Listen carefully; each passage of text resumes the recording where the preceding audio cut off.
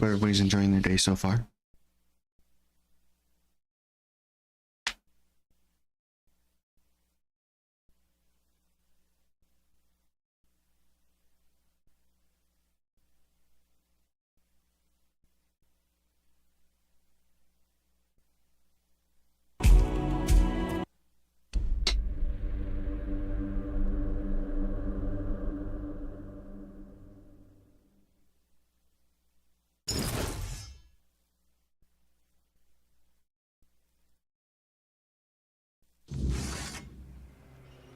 Get started.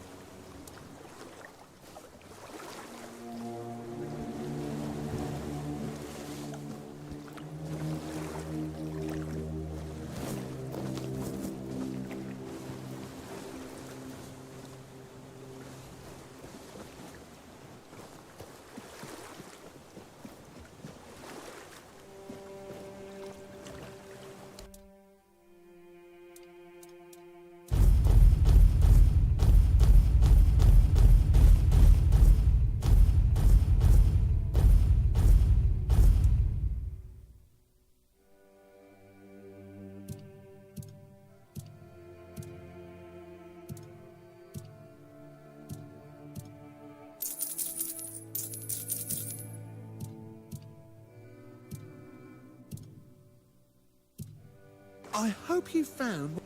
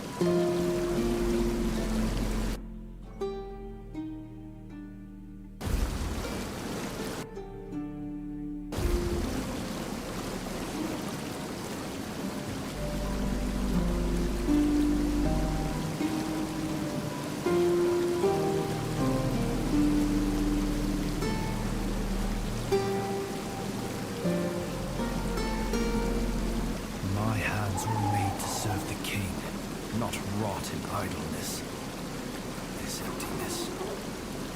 I cannot bear it. I threw myself into nothing, and nothing is what I became.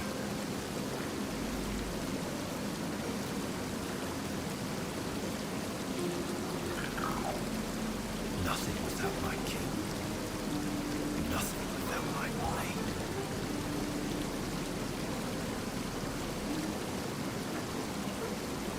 No. Don't speak that name. It's a traitor's name, hateful and vile. Let it be cursed. Let it be forgotten. I died a traitor's death, trampled and torn apart. Fitting. So very fitting. I thought that would be enough. But I failed him in life. How could one measly death be my absolution? I couldn't. I can't. I clawed my way out of the abyss, but came back empty-handed. Arthur? No, please. He cannot see me like this. He mustn't be made to look at me. My blade. My erendite, who remained behind. In the abyss. Deep in the weirdness. I cannot face my king without it. My soul belongs to him, as do I. But without it, I am nothing. I cannot kneel before him and offer him nothing.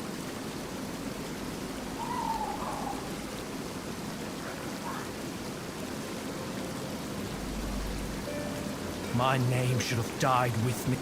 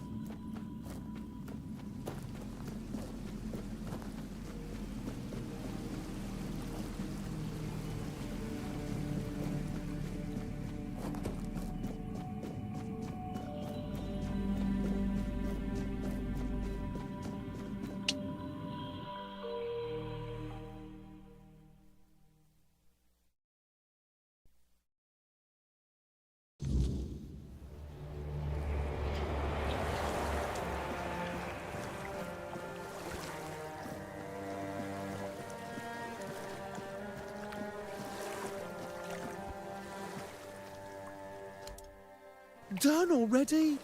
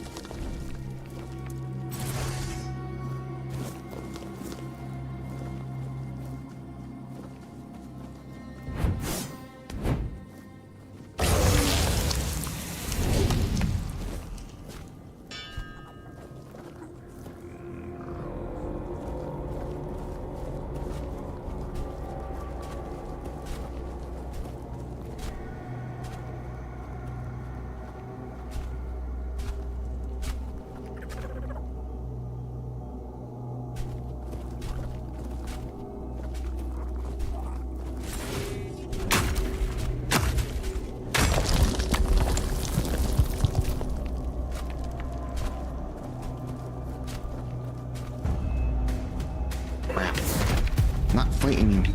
I can't win.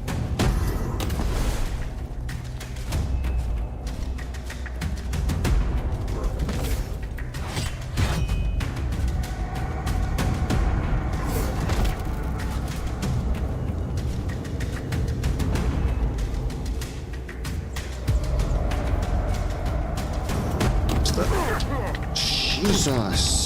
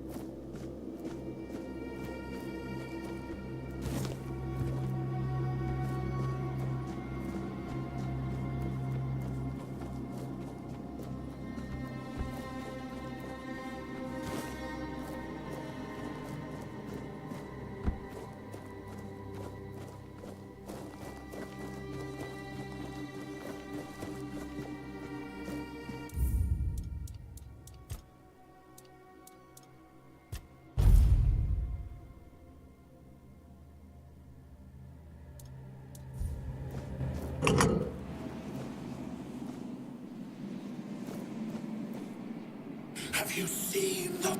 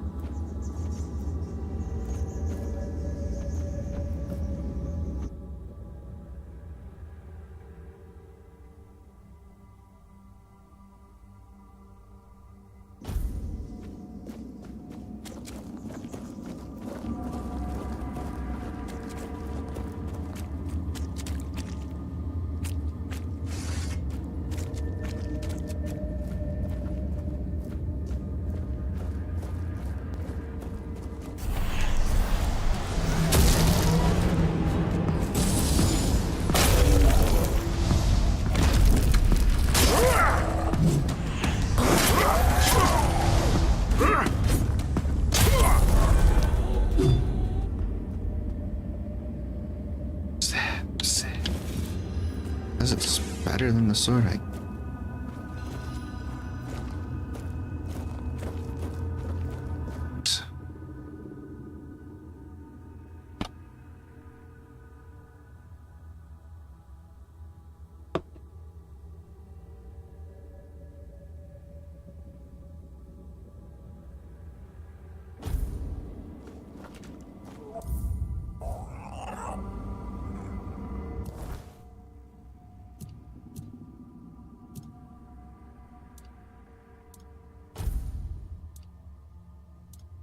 Two hands.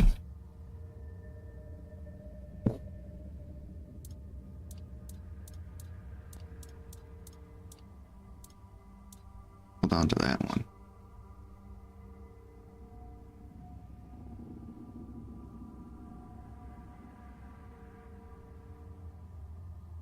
Wait. Each swing deals 1 damage to you. Each hit applies. Well, that sucks.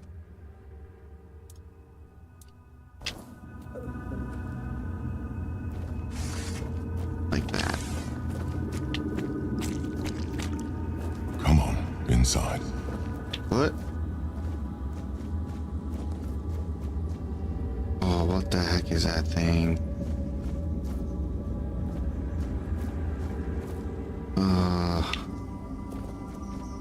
Step forward. After all, you know me well. Take off your mask now. It's your home.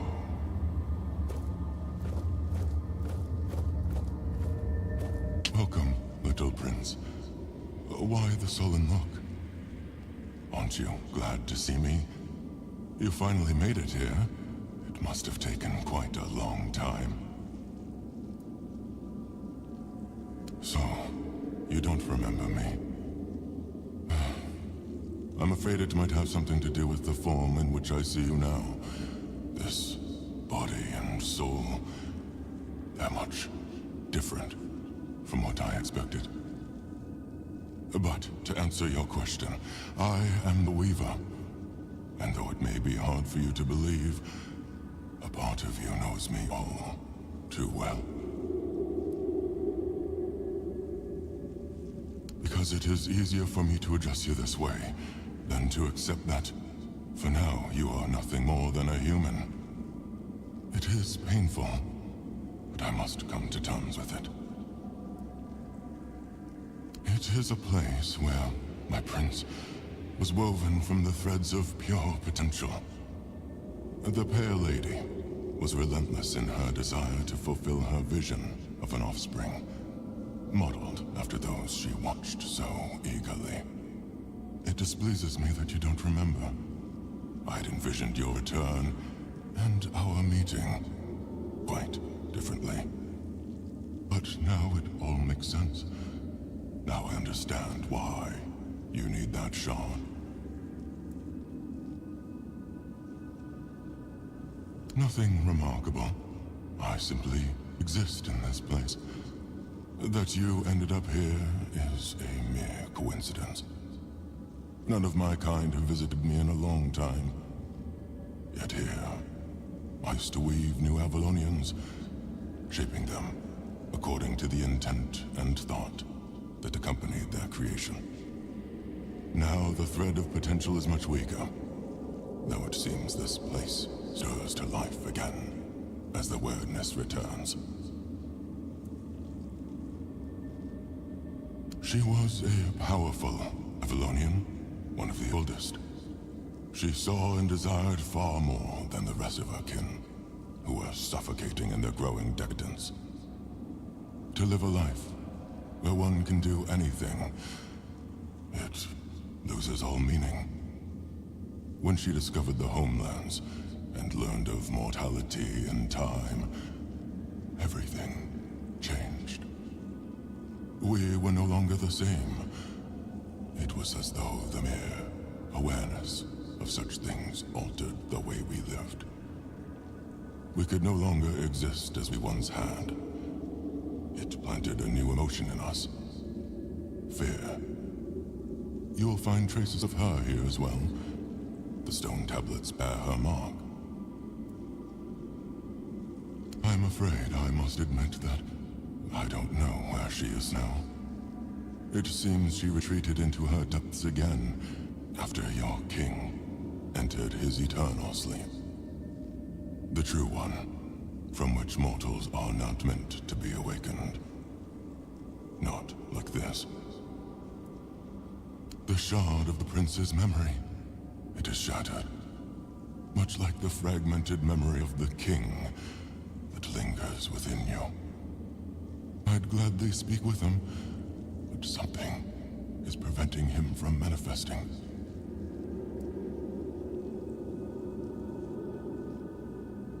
I don't know all the details.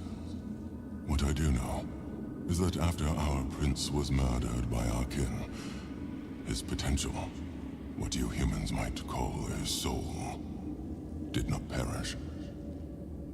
The prince had been deeply fascinated by humans, and so after his death he manifested in one of them. That person was Arthur, the man who would one day become your king. He followed his mother's fascination. Much like her, he gazed upon the land of men.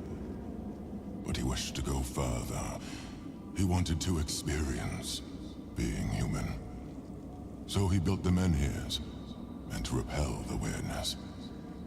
For us, the Four Dwellers, such a vision was both heretical and terrifying. Some of our kin could not forgive him for it. So, they killed him. It was the first time an Avalonian had ever slain one of their own. Arthur was a man, mortal like any other, but ambitious like few. But yes, his origins are far more complicated. This is a tale of two separate realities that, through a series of specific events, began to intersect, forming a single knot. Everything that has happened, and everything that will happen, is meant to decide the fate of that knot. And we, as you likely already know, have been pulled into all of this.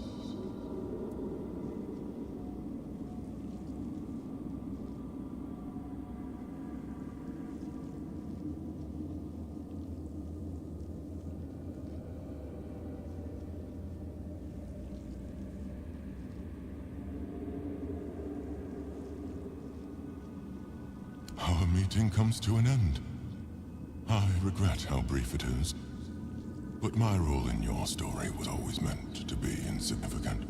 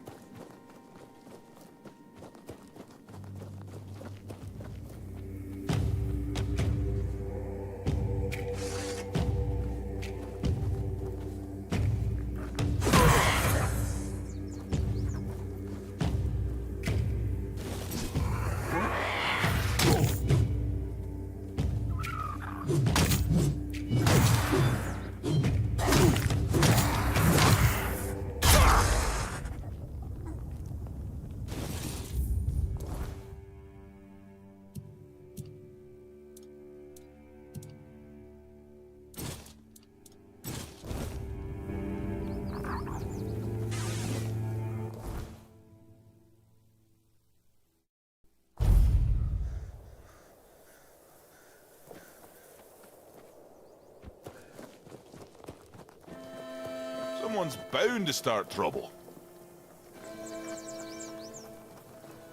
Ha! Look at this. One eye's got the Camelot dogs handing over their precious keep without so much as a fight. I'd much rather have fought a lot of them, but hey, I'm not complaining.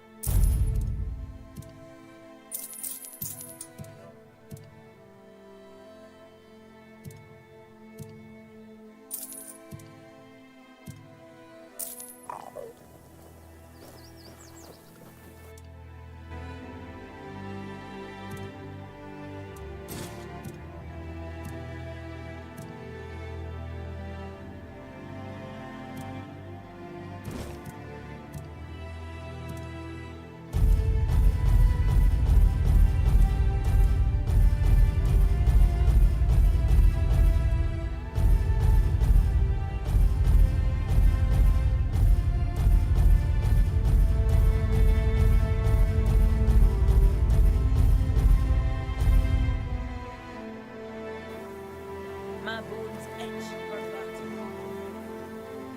Nothing ever happens.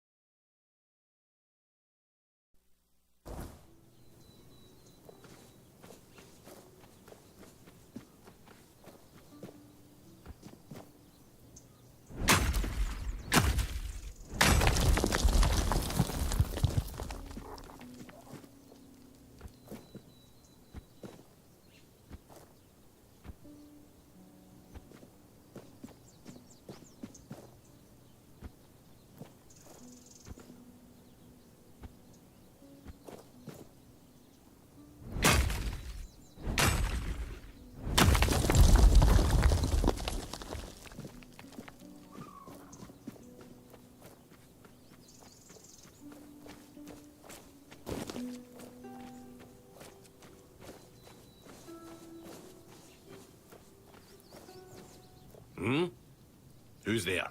What do you want? We're just sitting here, not bothering anybody, so there's no need to bother us. Vran? Ha! I've been wondering how that old harpy's doing. We haven't seen each other in a while. You can go. If you know our sister's name, That means you survived meeting her. That's enough for me to let you pass by. Speak up. Working hard. But we don't need anything from you. You've got some guts. Walking right up to a pair of Dalrita without even flinching. Well, well. Impressive, indeed. We're Dalrita. We make sure that the Camelot scum infesting Kuanach don't even dare to think about heading south. Imagine, a Camelotian who's also a deserter. Unbelievable. Even Grindylows have their honor, unlike those scum. And catching a deserter? Now that's a real treat. We do what any honorable warrior would do with deserters. We help Camelot get rid of their cowards. You could say those vermin owe us a debt. Thanks to us, they're well fed, and Denham pays us handsomely. A Camelot legate. He commands the rabble you see swarming in Kuanach. He's decent enough, and he pays a good price for deserters' scalps. Aye, there are. We've been here for 2 years now, and are multiplying like vermin. It all seemed innocent at first. They were just supposed to help the local lord mine resources. Ha, sure.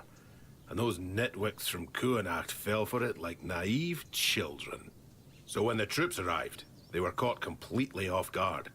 The Red Priests came along with the troops, and then, out of nowhere, the Red Death resurfaced. Even now, as the Camelotians aim to take the Menhir, the village is torn. Some want to go to Camelot, others want to stay. It's a complete mess in there, Mathair help me. She won't. The goddess doesn't like people like us. Shut your mouth. You're flapping your gums like a wench in a brothel. Anything else? Or will you be on your way? Good hunting. Don't bother.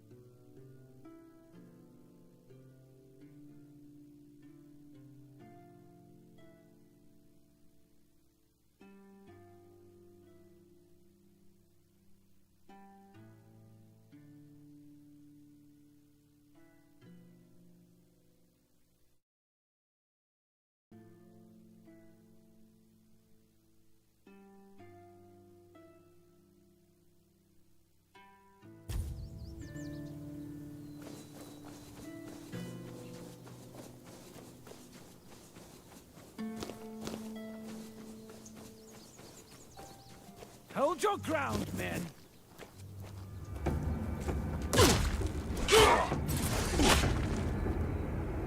Back to your hovel, coward!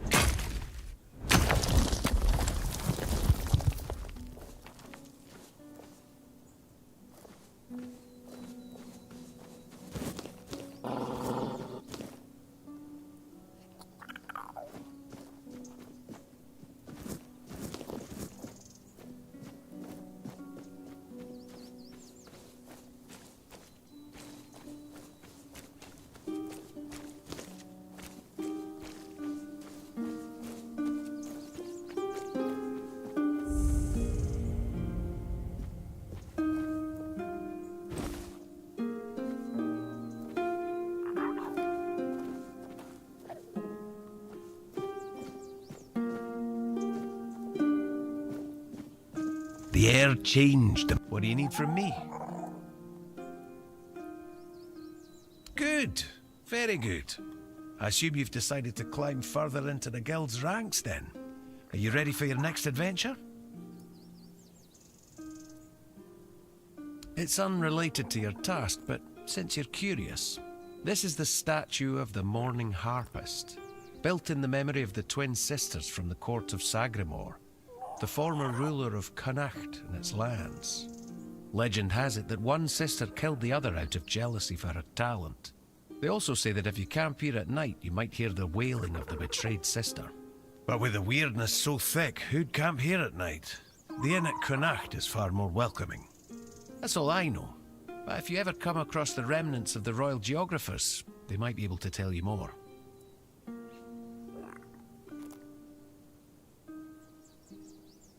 What does it matter what he thinks? History, it doesn't matter. I'd like you to find Calum and bring me his research. He's a former guild member and a cruel man. He took the idea of life as a form of energy a little too much to heart, and it's made him potentially dangerous. We expelled him and cut him off from our resources, but, as you might guess, that didn't slow him down for long. We don't know the details, but I doubt it's anything good, or humane. From what I hear, he's gone completely mad and started experimenting on humans. He always claimed it's the only way to unlock the spark of life, but practicing necromancy is, of course, strictly forbidden by the guild. Personally, I'd like to treat him the way he treats his test subjects. That's just my own view on the matter. The guild only wants information on what he's doing. It'd be best if you didn't get yourself killed while gathering it. The owls are hooting that he's holed up in some hut at the swamps. But knowing that lunatic, he won't be doing his experiments anywhere out in the open.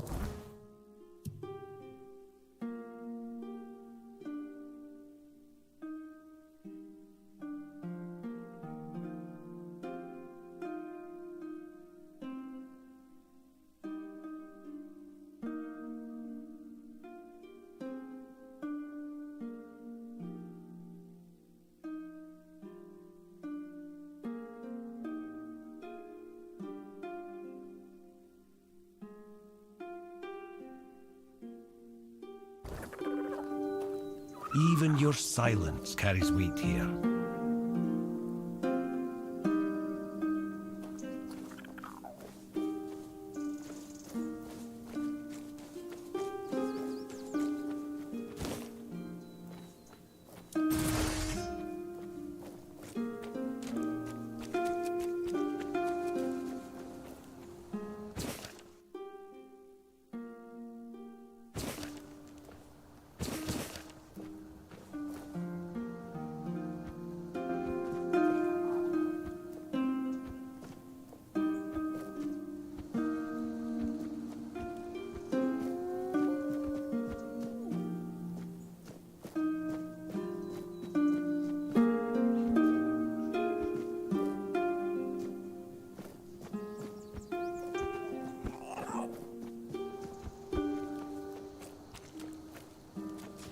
Oi! What do you think you're doing here?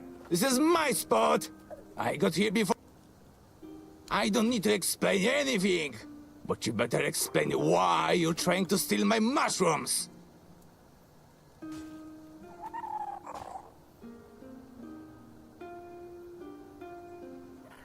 Oh, so now you're going to tell me you didn't know and that you were just passing by, huh?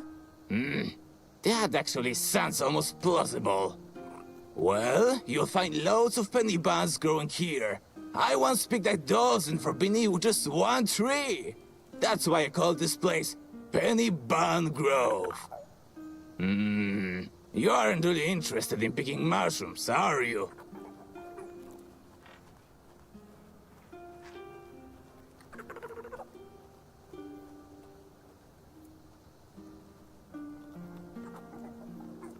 Move along.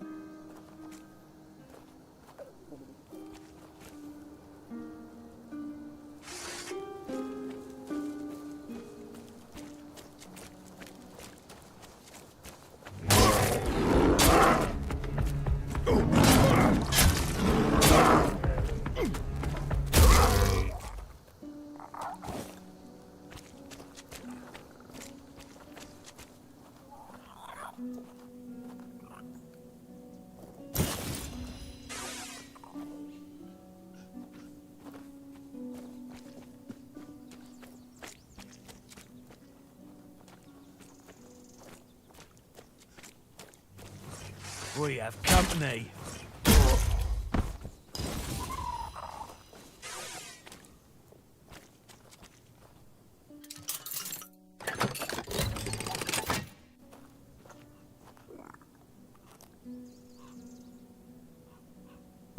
Sorry about that.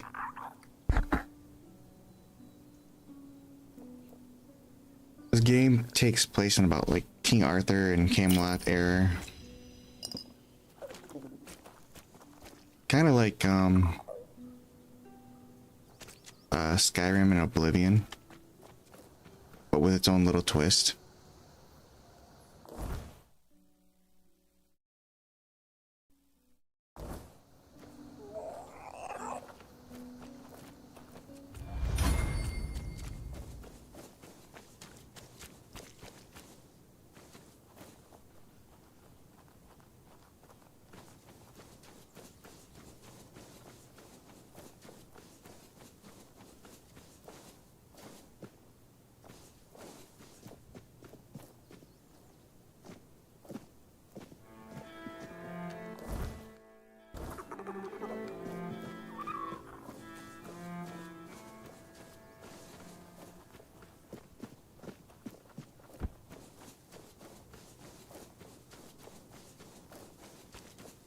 I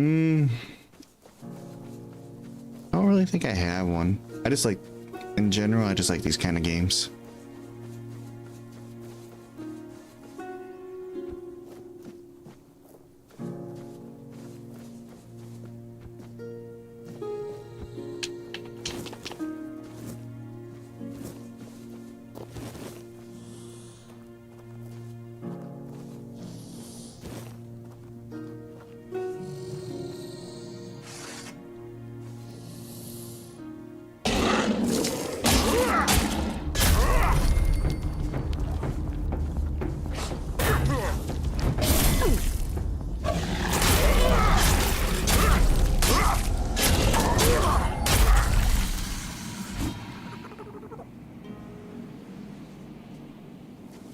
Yeah, those are fun games too.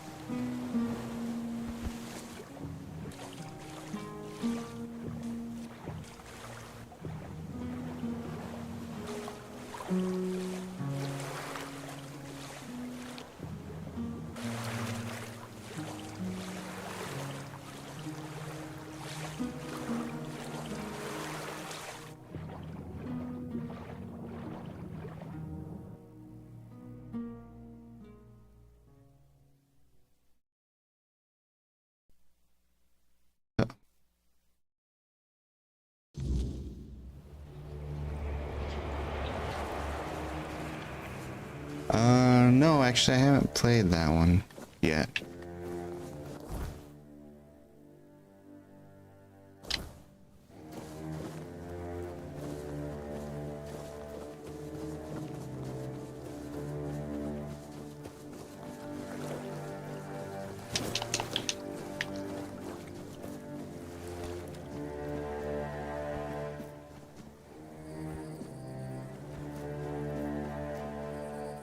Like the original one or the one that just came out?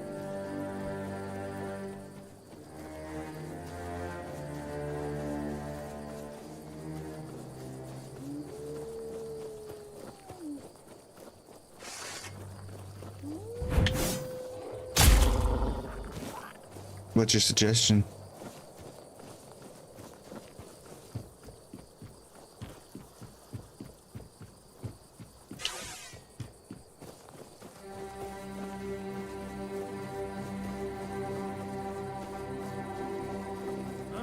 Did you hear something?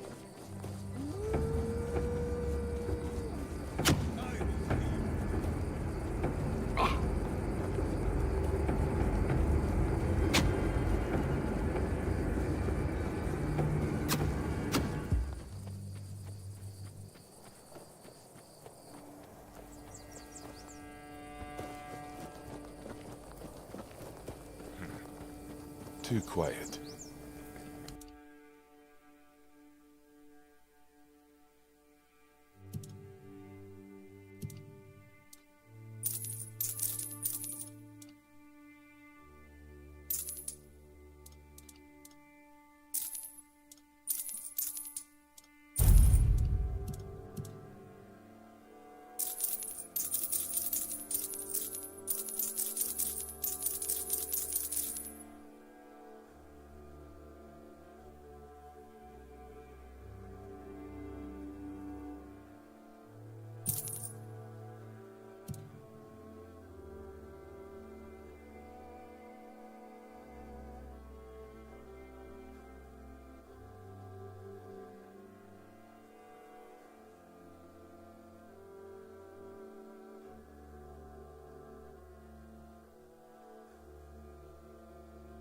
Alright, I'll take a look.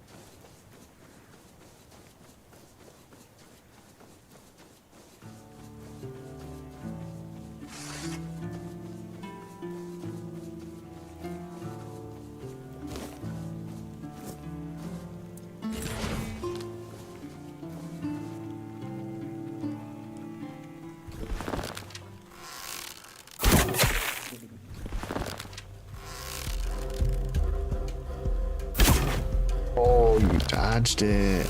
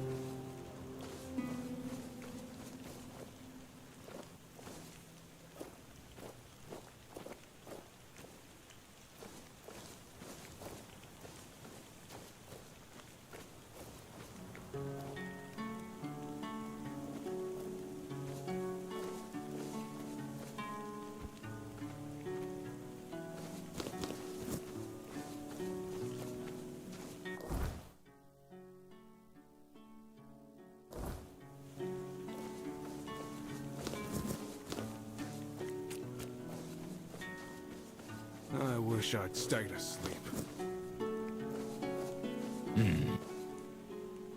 What are you poking around here for? You're one of them, aren't you? You better sod off, or else. Calm down, Bryn. No one would be so stupid as to show up here after making such a mess. You'll have to excuse Bryn. None of us are in the best of moods lately. Someone has been sabotaging our equipment for the past few weeks, and it looks like it's a professional job. They seem to know perfectly well how to make life difficult for us. And after what happened last time, my people have had enough. They refuse to work. They don't want to risk their health. Bandits, probably. Or rebels from Kunakt. Although at this point, they're one and the same. The workers refuse to keep working. Not only do they feel threatened, but... well, there's no denying that not everyone from Kunakt is happy about what we're doing here. I can understand them, in a way. We made them destroy their own land. They should just give up. If they piss Denham off, it's not going to be pretty.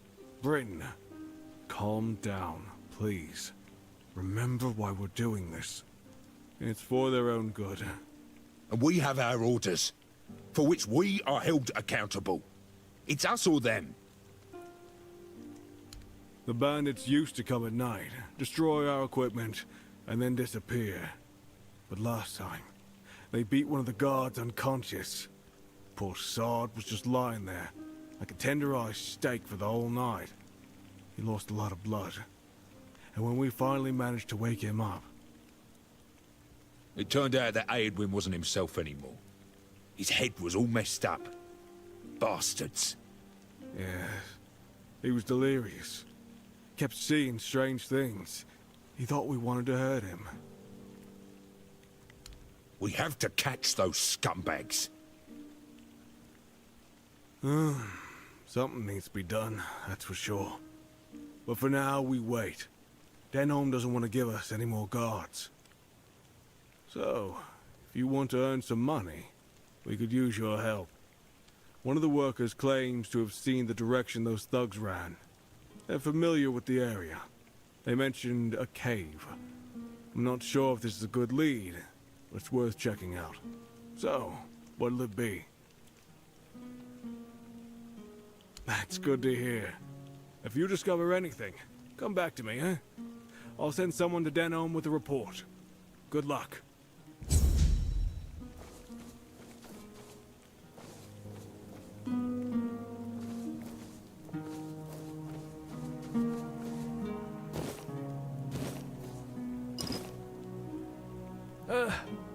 I don't think you should be doing it. You look familiar. Yeah, you're Sioran's kid, aren't ya? Yeah, that's it. You look a lot like him. Yeah, sorry about your father, but trust me, those priests mean well. They took him to the island asylum to cure him. He'll return whole and healthy. What are you doing here? Did the Camelotians drag you to work here too? Being a Camelot soldier? And what's the point in that? If Camelot gets pissed, there won't be anything left to pick up.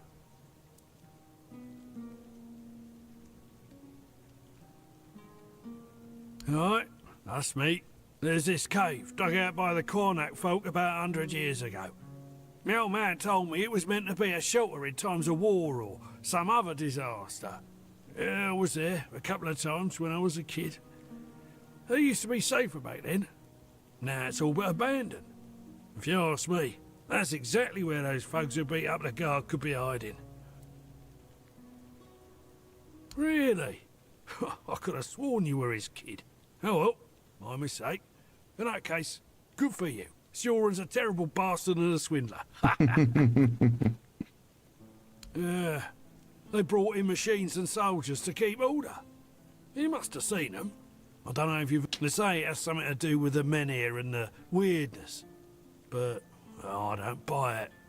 Sounds like utter crap to me. I say they should back off and smell something their royal noses aren't prepared for. Sure. What's left for someone like... Need anything? Sorry, I don't have much time to talk. I have lots of work to do with all the sabotage. I was hoping we'd be getting ready to head out to Borough by now. Now, I'm not even sure it'll happen. Wouldn't surprise me if Camelot just took the men here and left the rest of us behind. Yeah, when Camelot started looking for workers here, I was the first to sign up. And truth be told, there weren't many others. But Sign said I made the right call. Promised she'd help secure a good spot for us in Borough. There's no point staying here. Even if the weirdness doesn't come, there's nothing left for us to do. Soon we'll be begging on the streets. This is no place to raise a family.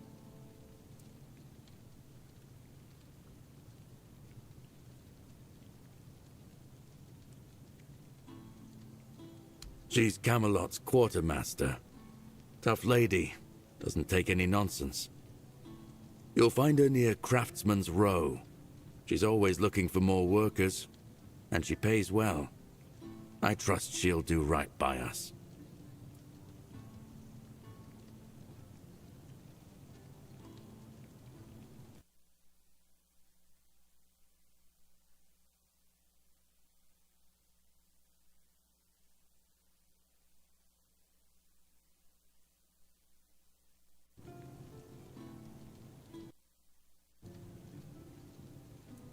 Nah, and a lot of folk aren't too happy with those of us who signed up willingly. If they want to waste their lives here, fine. But that doesn't give them the right to treat us like traitors. Wait, actually, could you do me a favor? It's nothing major. Could you drop by my house and let my wife, Enora, know she'll have to pick up my wages from Sign again? I won't be able to make it on time in the next few days. I'll mark the directions on your map. Thanks for the help.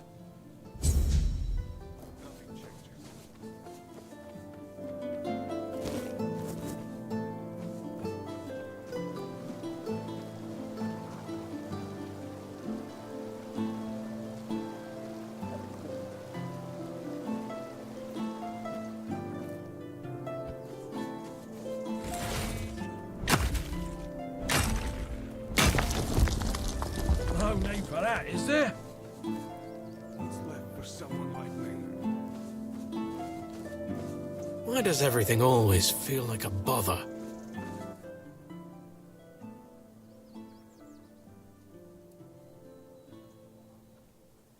Orders from Legate Denom. There's a good chance that the men here will eventually be brought with us to Camelot. Just like the locals who chose to relocate to the capital. Once that happens, the weirdness will swallow this land. And then there'll be nothing left of this ancient tree. The weirdness always twists the most beautiful things into terrifying horrors. As if nothing beautiful is allowed to exist within it. That's why we're trying to save what we can. In one way or another. The magicians and alchemists in Camelot will put these materials to good use.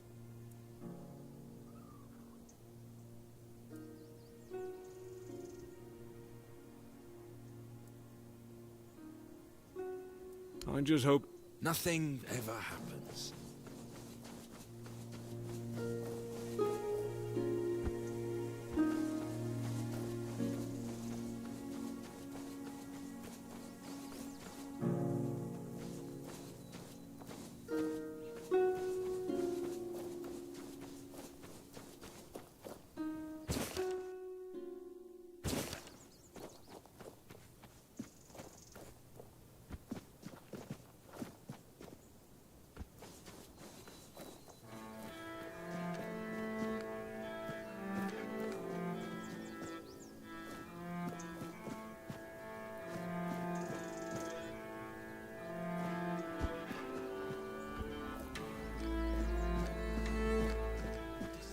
My peace.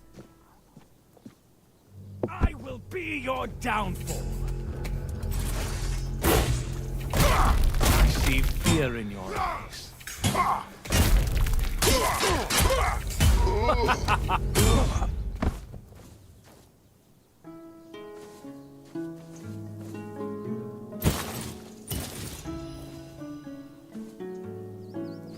Is this the cave?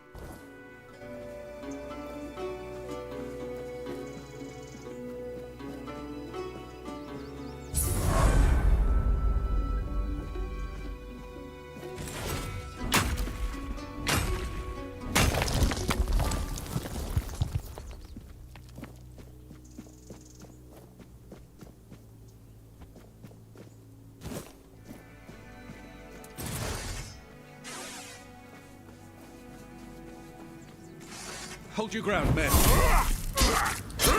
I will be your downfall. This is going to hurt. I'll get you back tenfold.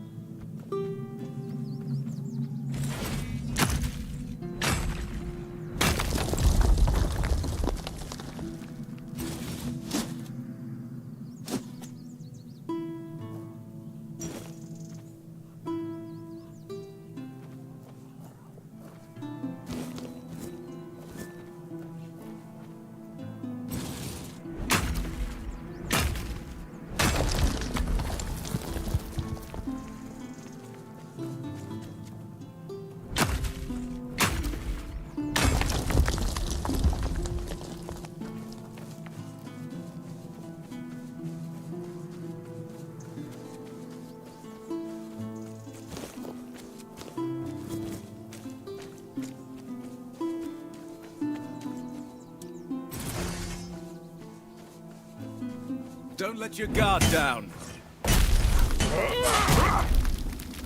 I'll strike you down. You'll regret this.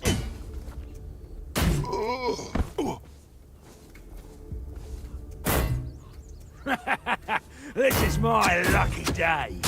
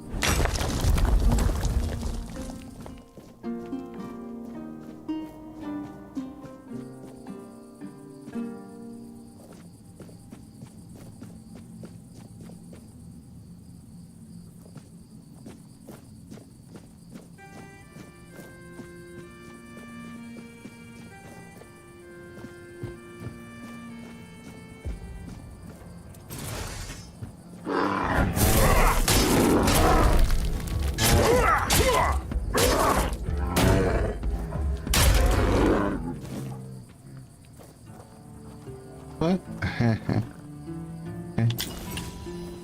Poor fella.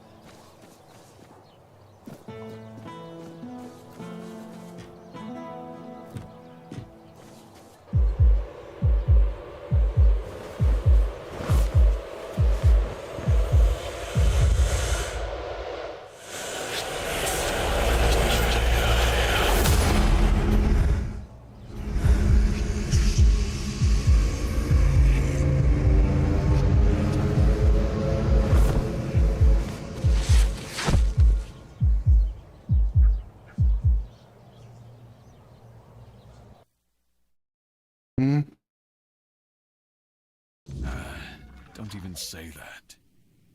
Someone comes, lights them in here, and then dies on all watch? People would be at my door with pitchforks.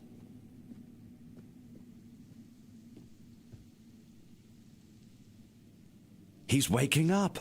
Welcome back to the land of the living, our hero. Help him up, Ansem.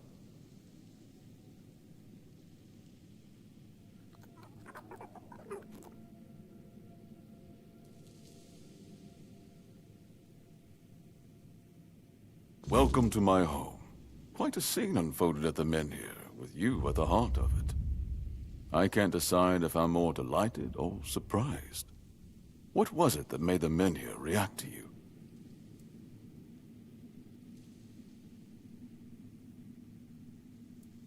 The local Menhir here have been rather lifeless for quite some time. Then you come along, breathe life into what was dead, and whether you meant to or not, alter the course of our history. That's how I see it anyway. Tell me, do you know what this Menhir represents?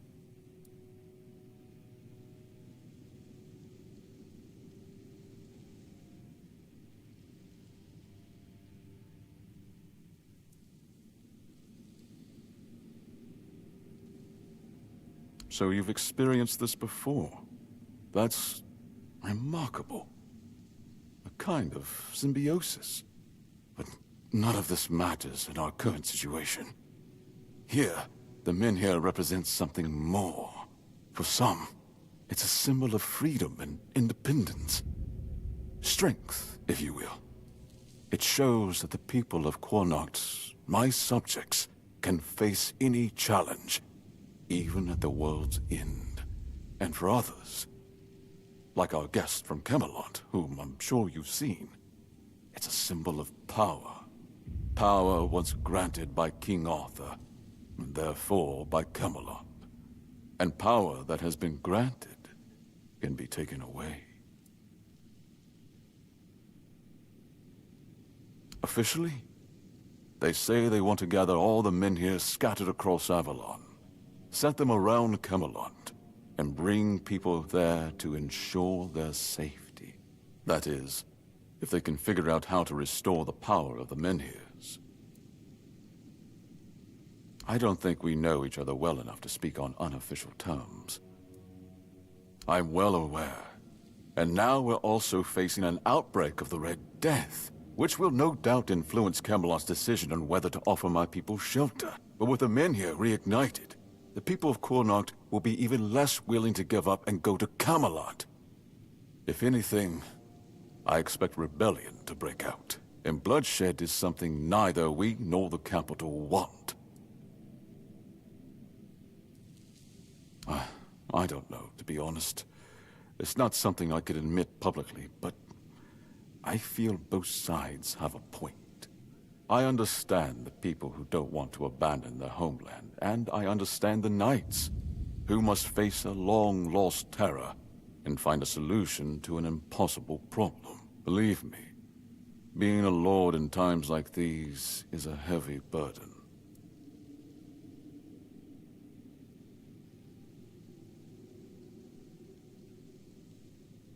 I want you to speak with Dinno and try to calm him down. He's the commander of Camelot's forces stationed in Connacht, and as you probably imagine, your presence here didn't exactly make his job easier. With the Menhir active again, everything could change. Calamity Shield, you say? An unusual request. That shield rests beneath the Menhir, and legend has it that it used to fuel its power for centuries. I don't mind if you look at it, touch it, whatever you need. Just don't take it. It's a treasured relic, and the people of Connacht are quite attached to it. And you're probably just as attached to your head, which you'll lose if we catch you trying to steal the shield.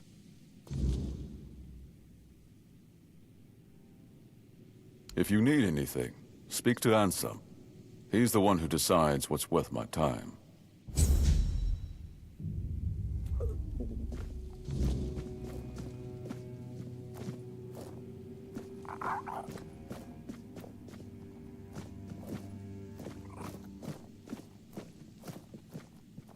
The less attention, the better.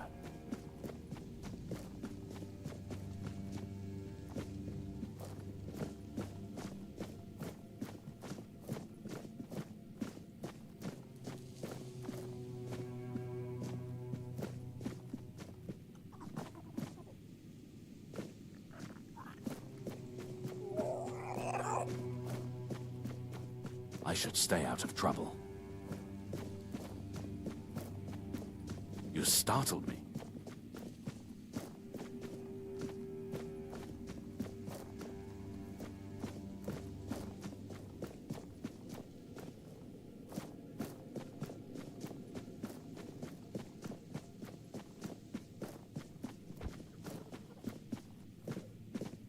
You startled me.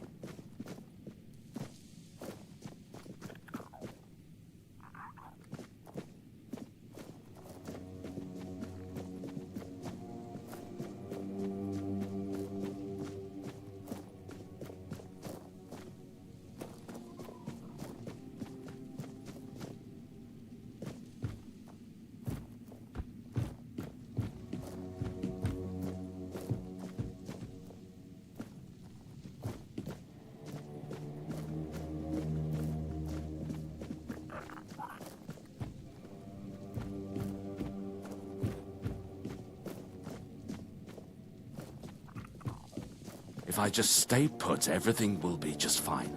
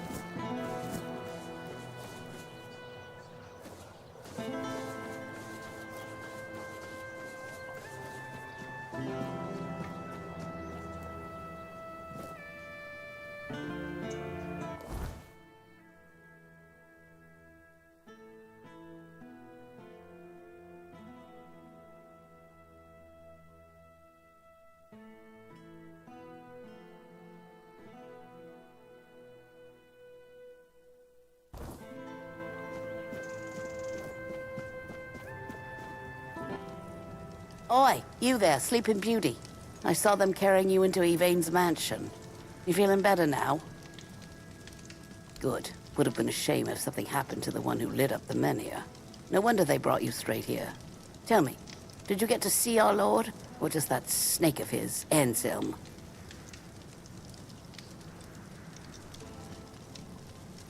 Sorry, stranger. I meant no offense. Name's Morag. I'm the innkeeper around here, though, as you've probably seen, there's not much of an inn left to keep. Truth is, I was hoping that, with what happened at the Menhir and all, you might have Lord Yvain's ear. And maybe you'd be kind enough to whisper a thing or two into it on my behalf? Because he doesn't bother listening to us common folk, even when our livelihoods are at stake. If we're lucky, we get to air our grievances to Anselm, but wait for the Lord's decision is always his answer. How long can we wait? We're not some lazy nobles. We don't just get to put our lives on hold. We've got to eat, damn it. And unlike him, we have to work for our meals. Camelot shut down my inn. Said it was because of the Red Death, but the Red Priests have been here for ages, and they never had a problem with my place. And last I checked, Yvain's still our lord, not one of those Camelocians. What gives them the right to meddle in our business?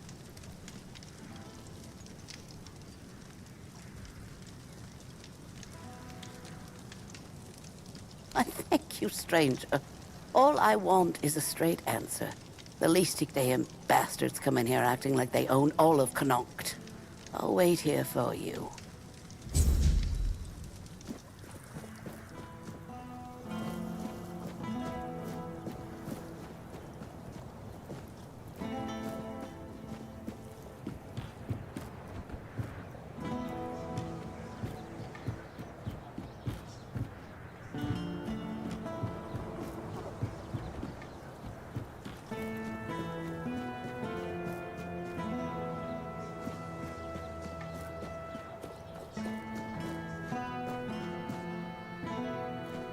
You doing okay?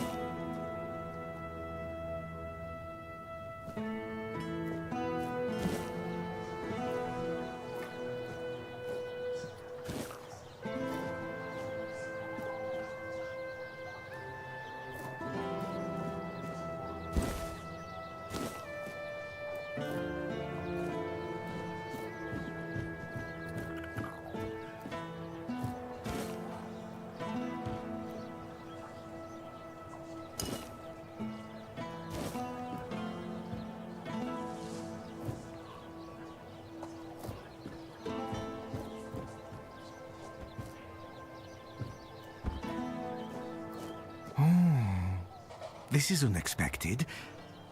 You look beautiful, you know. And you have a beautiful soul. I can hear them fluttering. I see their soft shimmer. Will you show me? Show me, show me. Trust me. Even though filth is filth, I can be generous. I want to be generous. I want to be good. And you should feel special. That could happen. Souls, trinkets, all those that belonged to others, but are now yours, because you dared to reach for them. For you. Even lack can be worth experiencing. Deeply, And intensely. Coins, items. Items become coins. They gain a soul. A man who is a scavenger, whether he's filth or not, also possesses a soul. Strong, shimmering, fluttering. A soul that yearns. Nothing more than a mongrel. Filth. Yet I could just as well be a lord, reigning over the streets of Kuanacht. But no, that would be too much. The streets belong to everyone, along with their mud, sorrow, and cold. Filth. Both a name and a title. One cannot forget about titles. There were people who made filth aware of my own filthiness. Good people. People who showed me the right way. Let it feel special. And beautiful. Oh, and one more thing. If you have anything that once belonged to someone else, I'll gladly take care of it. First and foremost, I am, and filth, heavy soul.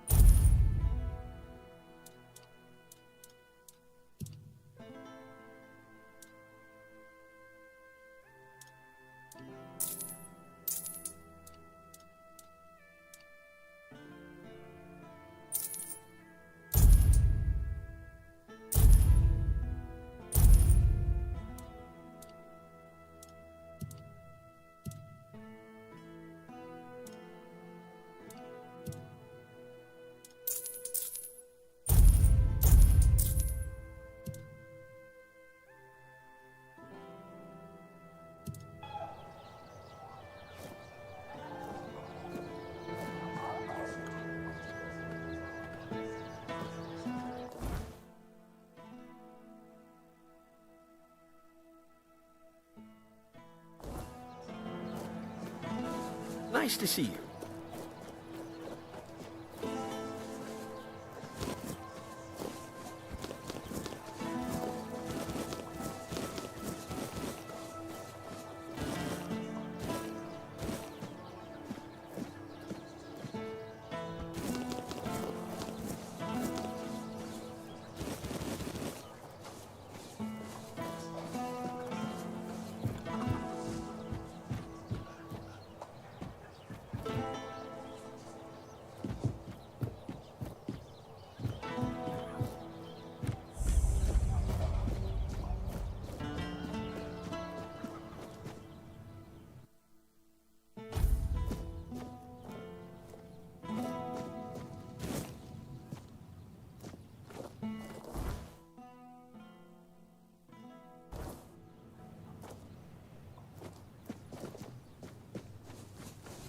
I didn't mean to. I'm really...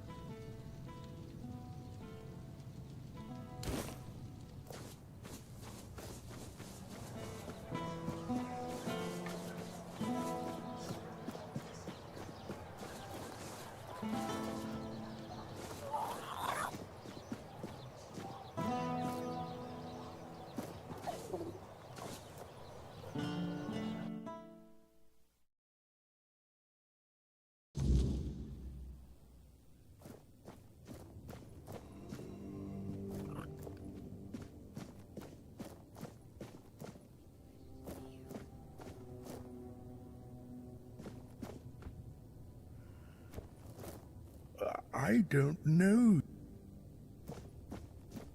Show the horse! Move out! Ding ding! Carries the sound! Through the bones! Crunch! There. You're going to feel better soon. Have you come to offer aid? If so, do not let fear grip your heart. Trust the will of the... I am but an empty vessel, yearning to be filled. Now, I am perfectly blank and naked. Alone, I lie in this cold place, silently watching, patiently waiting. But soon, all shall be perfectly splendid. I have been marked, a gift given to me so that I may pass it on.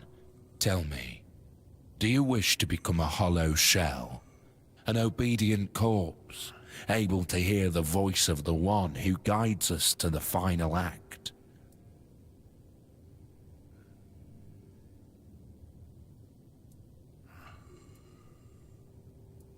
It will take but a moment.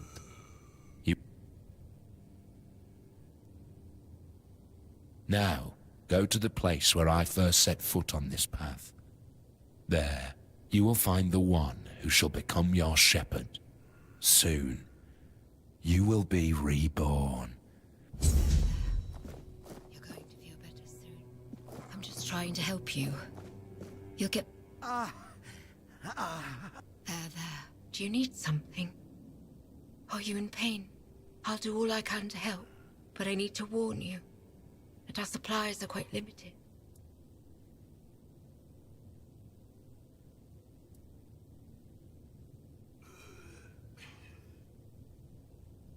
Well, actually, the hospital is run by Camelot. I'm just an apprentice to Neonte, the priestess of the All-Mother here in Connacht. But the healer from Camelot is dead, and Neonte spends most of her time at Lord Yvain's manor. So, it seems I'm on my own. Camelot treats this place like a field hospital. To them, it's temporary. Though I suppose that's their outlook on all of Connacht right now. The legate says Camelot simply can't spare anyone else. According to him, one priestess and her apprentice should suffice. And yet, his soldiers are the ones who are supposed to get priority. Even if they only have a blister, I'm required to treat them before a local with a broken leg. Oh, she thinks I have everything well in hand. As if she doesn't notice it, all falling apart. I know I should feel flattered by her trust. But honestly, I'm just exhausted. I'm not even a priestess. The only training I've had is what she's given me. Ever since Lady May fell ill and died, Neonte's barely been here. She just sits by her grave. Truth be told, I'm a bit worried about her. Even when she does come by, she seems absent, and I don't even have the time to go check on her.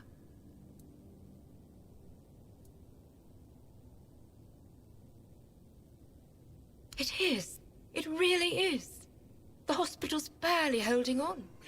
Camelot pays us a pittance for treating their soldiers. And the villagers just pay with what they can. But I can't make medicine with eggs and chickens. And even if I could, I don't have the time. Some days, I dream that someone will swoop in and take it all off my hands. Ideally, it would be Neonte. but I'm not sure I can count on her anymore. Still, maybe it's worth a try.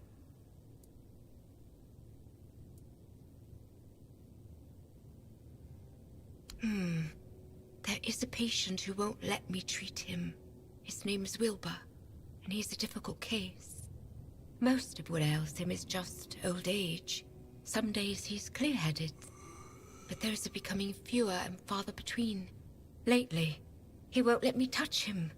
He yells at me, claiming I'm keeping him here by force, away from his family. He's even stopped eating and refuses to take his medicine. Honestly, I'm at my wit's end. I don't know how to help him anymore without scaring him even more. All of Connacht knows that I was marked by the weirdness. It's not as bad as people make it out to be, but some are superstitious. They believe I bring bad luck. When the Untic took me in, there were a lot of whispers, though it got better once I started working in the hospital. Weirdness or not, at least they have a healer. But I'm afraid that, in Wilbur's head, I've become some monstrous figure, keeping him prisoner. You can try, if you'd like. Maybe he'll trust you more than he trusts me. Just, please, be gentle with him. He's been through enough already. No one knows. He barely speaks. And when he does, it's all nonsense. The poor man's lost his mind. I'm afraid there's no point in talking to him right now. Besides, he needs rest. You should speak to Legate Denham. All I know is they sent him somewhere. And when he came back, he was like this. If I had to guess, I'd say it's the effects of the weirdness. He's a seasoned soldier. I'm sure he's seen plenty in his life. I doubt anything could scare him enough to drive him mad. The other soldiers said he was acting completely normal before. So it's not some long-standing illness of the mind. Unless he hid it very well. But I've seen similar cases. In people who spend a few nights, or even one, beyond the Menhir's reach.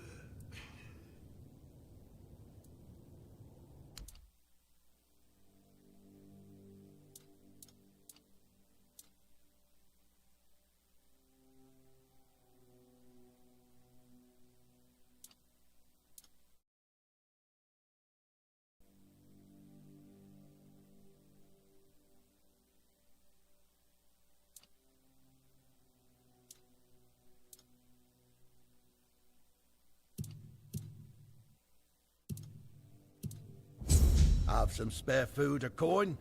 Anything helps. You're helping that jailer with the weird face, are you? Might as well throw me in the stocks then.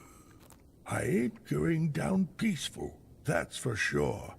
I want to go to my family.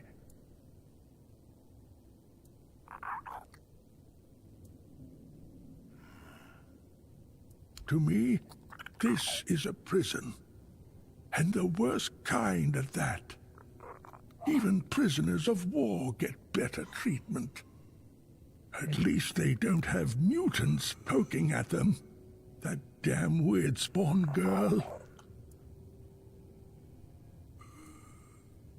What am I talking about? Everyone treats me like some old fool who doesn't know what he's talking about. I can see what everyone around me is plotting. I'll remember all of this. You hear me?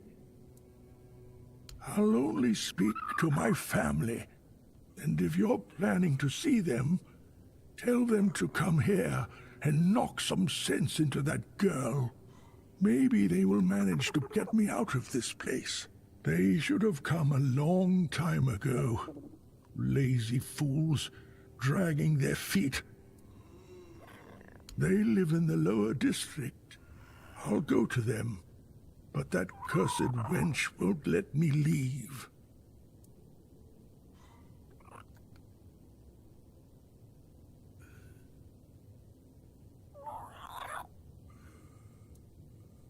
bollocks.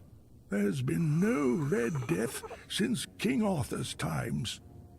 I bet she's the one who filled your head with all that nonsense, eh? Don't listen to her. You can tell right away that nothing good comes from her. Good folk don't end up twisted like she is. You're doing okay. What do you...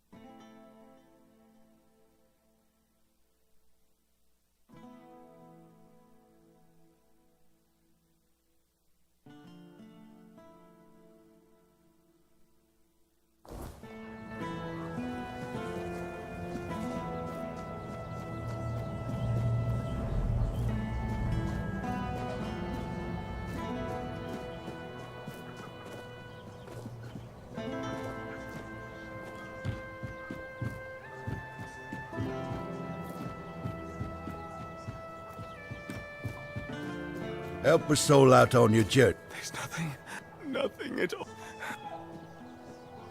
Look around, it's just there is and nothing.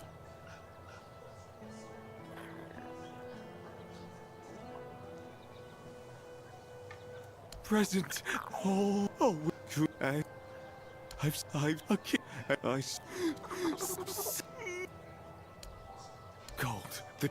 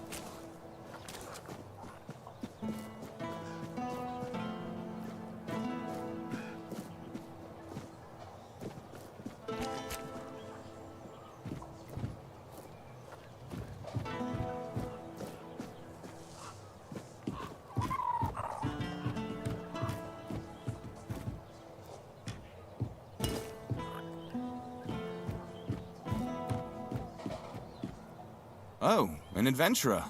Great. Just...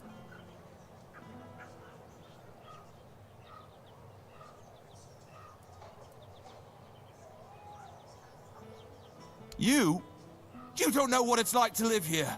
It's unbearable. Everyone's poor. The Manure is failing and the Red Death is creeping closer every day. And Camelot? It'll be even worse. Here, at least I'm someone. There, I'd be nothing. And I won't rot in a cell over my dead body.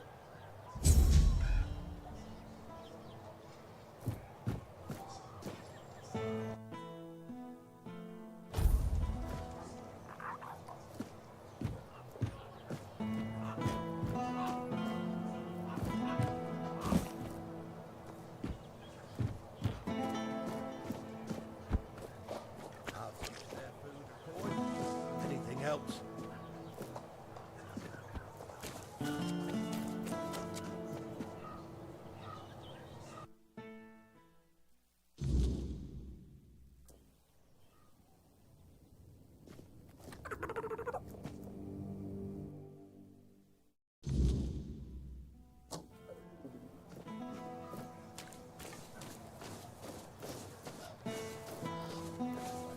You doing okay?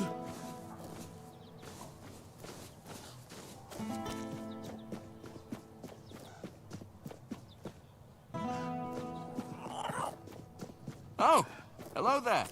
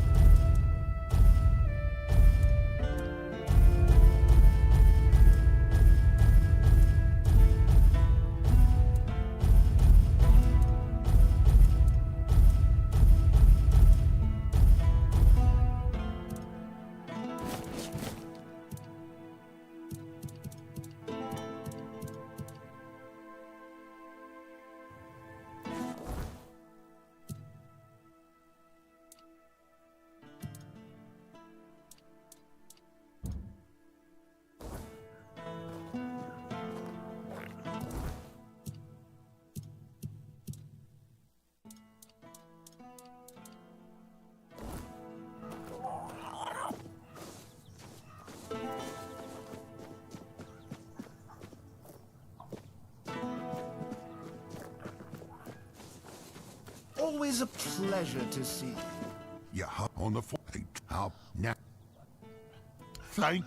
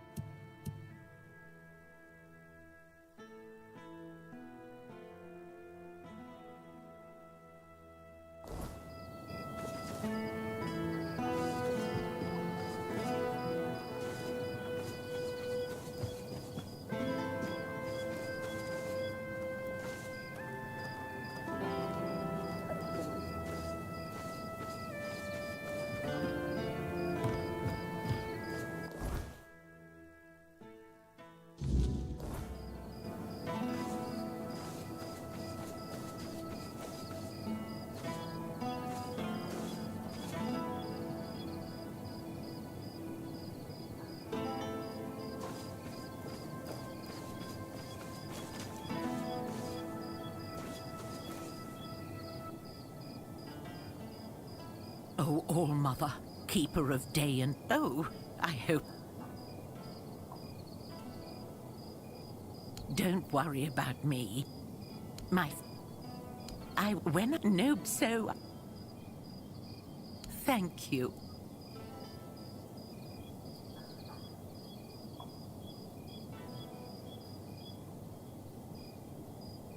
Oh, but that's dangerous. Not a... Really? All right.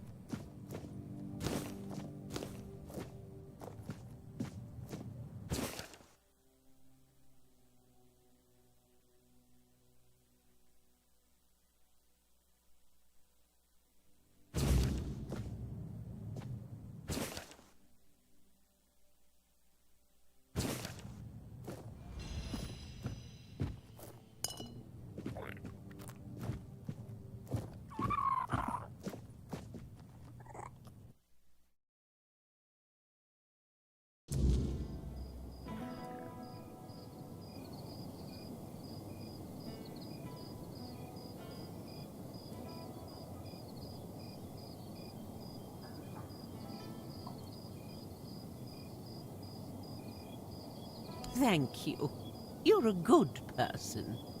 Now I'll pray to the All-Mother for my family to come back safe And for you too.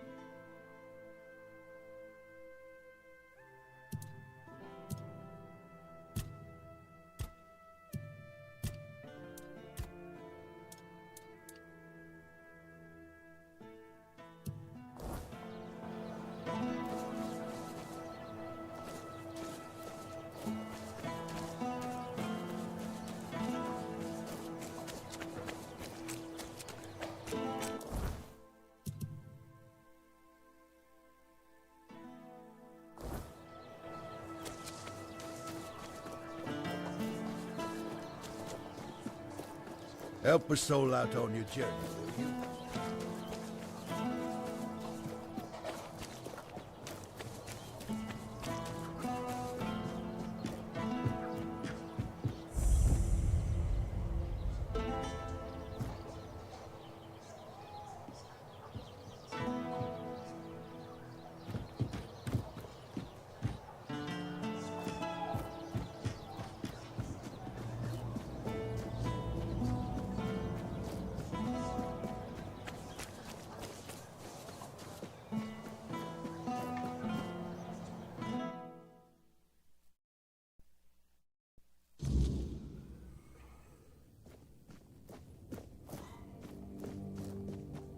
Oh, is that you, Roy?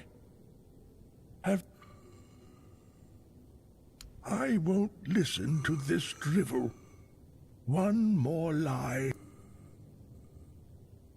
Anyone could write such nonsense. That's it. I've had enough of your scheming. Goodbye.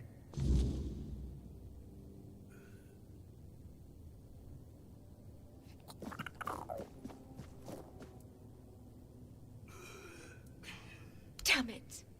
Damn it. I know you tried. This isn't your fault. It's mine. Wilbur was my patient. I can't run this hospital all on my own. It's an impossible task.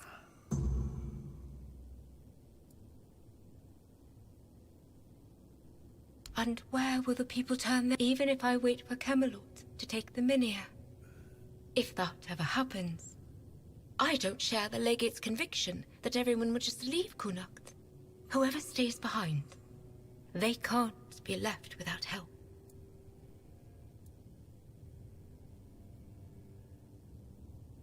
Someone with money, preferably. I won't lie. I've thought about it already. More than once. Someone who can supply us with ingredients. Maybe an alchemist to make the medicines. At one point, I even considered asking the Red Priests for help. But Neonte would have my head. Then I thought about Orwin and the Merchants' Union. But I can't abandon the patients, just to have a long discussion about the business prospects of a failing hospital.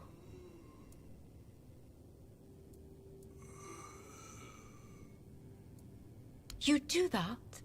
For me? Why? I just told you the hospital has no money. I can't pay you for your efforts.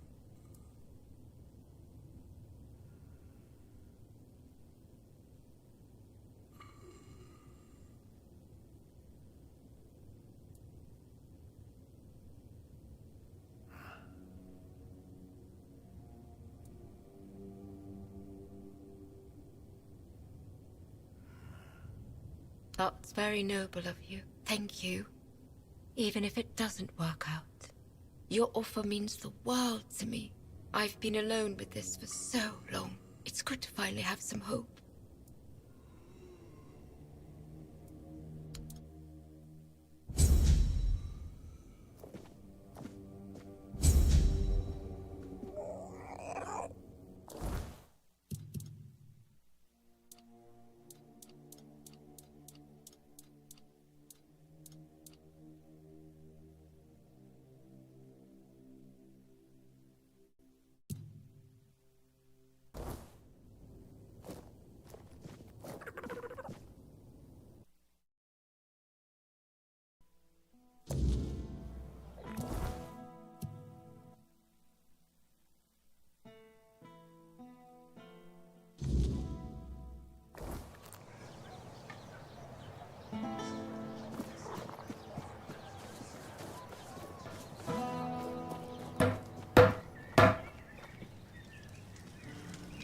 How can I help?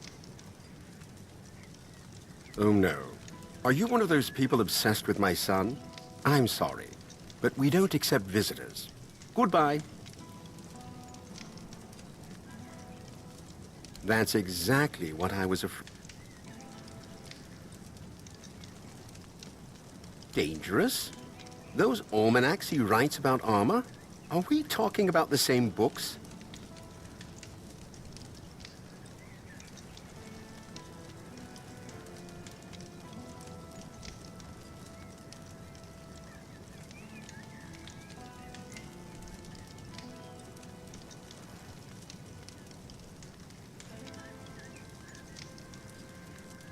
Wait, I never thought.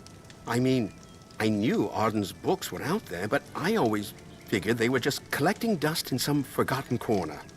Who in their right mind would use those to make actual armor? By the gods, he's not an armorer. He's just a boy with his nose in a book.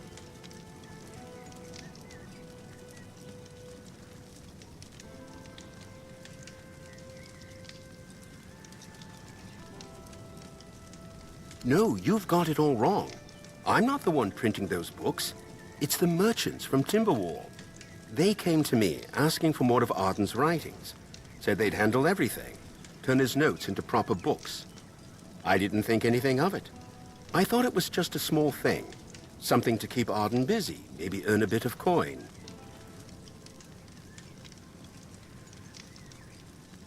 I never imagined he was famous. Sometimes people fascinated by the almanac show up here, but I thought it was just a handful of lunatics. Now that you say it, I suppose I should have known. When those merchants from Timberwall came asking for more of Arden's work, I should have realized something was off. They weren't just interested in making a few copies. Oh, Mother, help me. I let it happen. I thought... I just wanted him to feel, I don't know, recognized. I never stopped to think how serious it might all become, that someone would actually try to make armor based on his advice. I should have thought of it then, should have seen the risk, but no. I just thought it'd be a little bit of coin, a bit of pride for Arden. Now look at the mess I've caused. Go inside. Speak with my son if you want. I'd be grateful if you could try to explain this to him.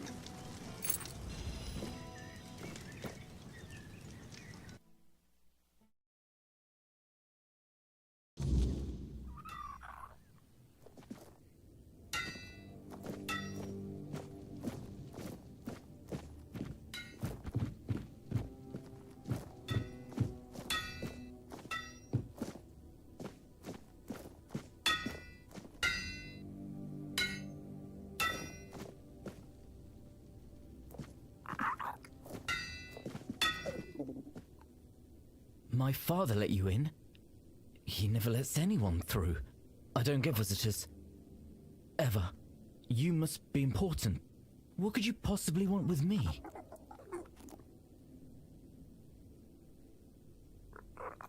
Dangerous?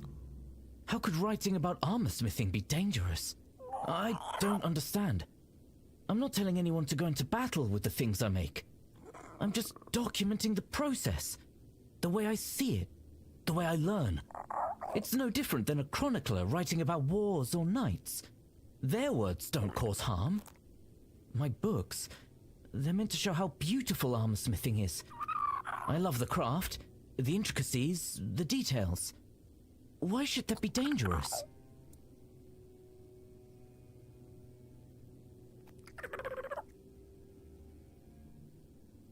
But how could they follow it so blindly?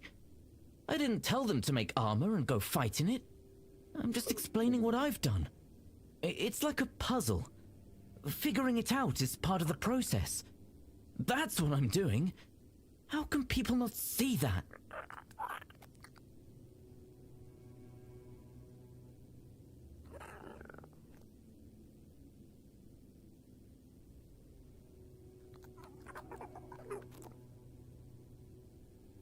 But that's not logical. I mean, I didn't explicitly say my work was finished or perfect, but isn't that obvious? It's just documentation of what I've done. My process. I thought people would understand it's still incomplete. I didn't think I had to warn them. It's not supposed to be a step-by-step guide. It's just what I've been experimenting with. I hear what you say, but it doesn't seem fair. I didn't want any of this. I didn't ask for people to treat my books like they're the law. I just wanted to share my ideas. If I stop now, then what was the point of everything I've done?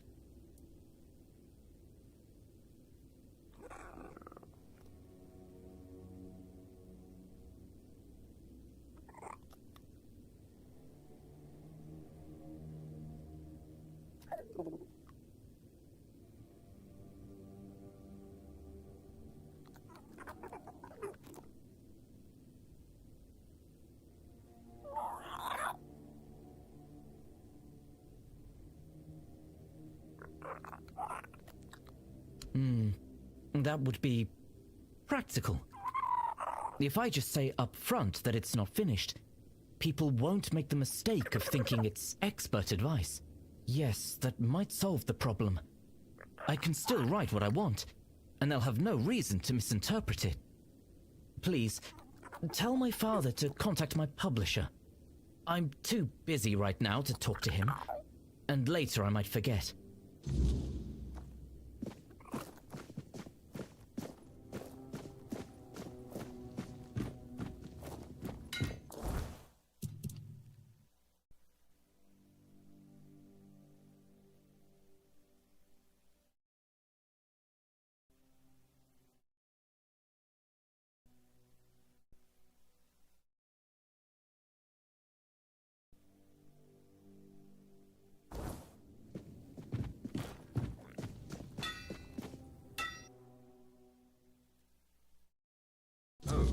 Hello there.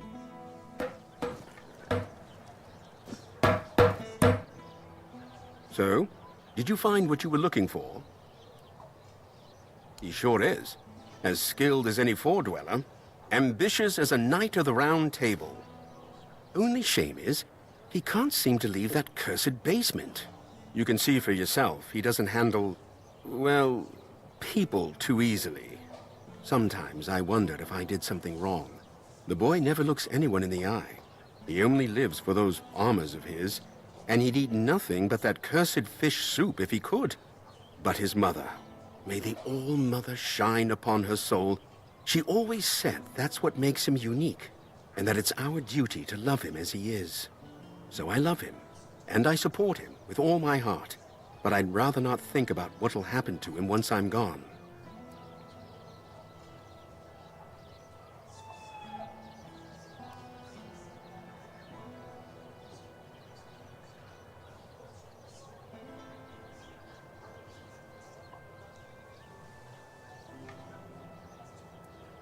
Maybe you're right.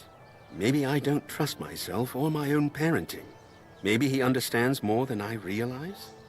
That's something to think about. Thank you for caring this much.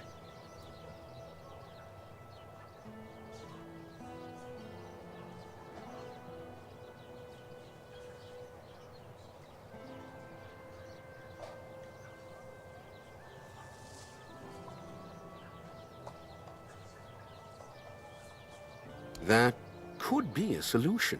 There are days he doesn't say a single word to his own father. I have to slip messages between little facts about armor. It can be exhausting sometimes.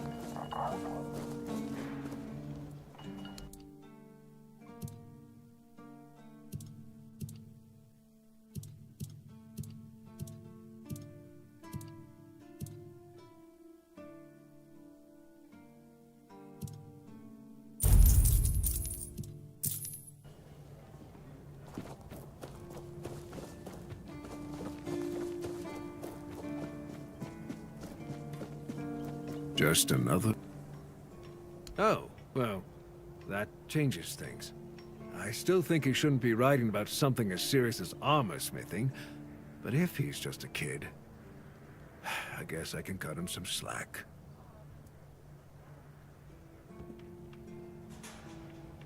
Does he now? Well, if that's the case, that would explain a lot.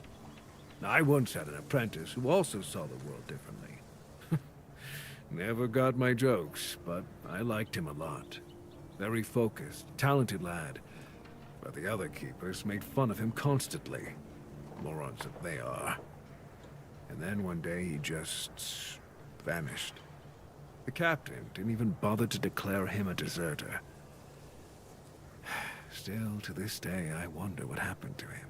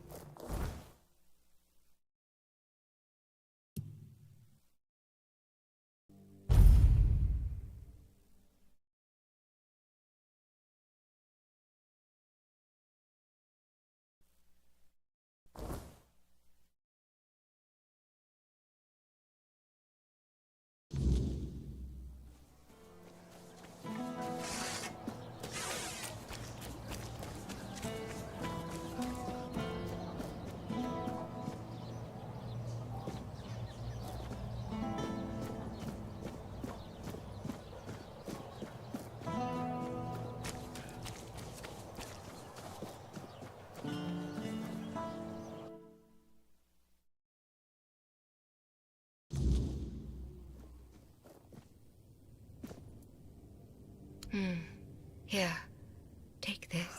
I hope it helps. Unfortunately, that's all I can give you. We have to make sure there's enough for everyone in need.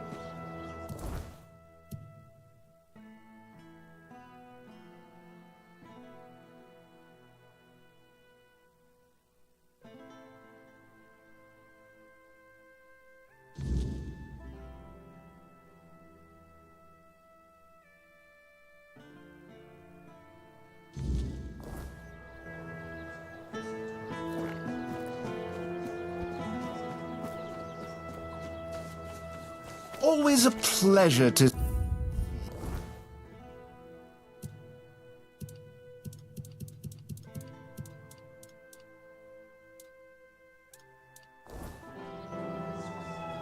Hello there. Ah, but where are my manners? I'm Alwyn. And you, my dear stranger, look like you are in dire need of a resupply.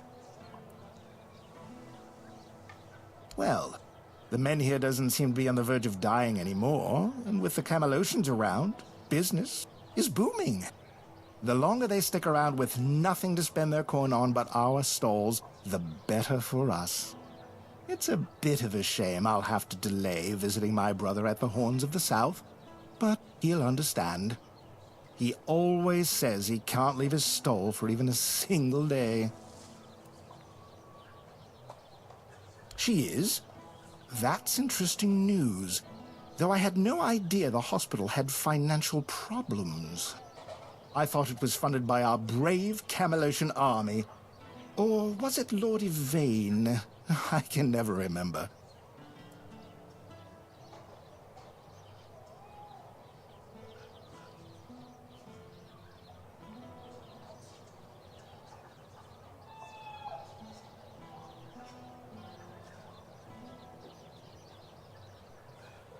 That I don't doubt. But you see, I prefer it when business is simple. Complicated sounds like the opposite of a good opportunity.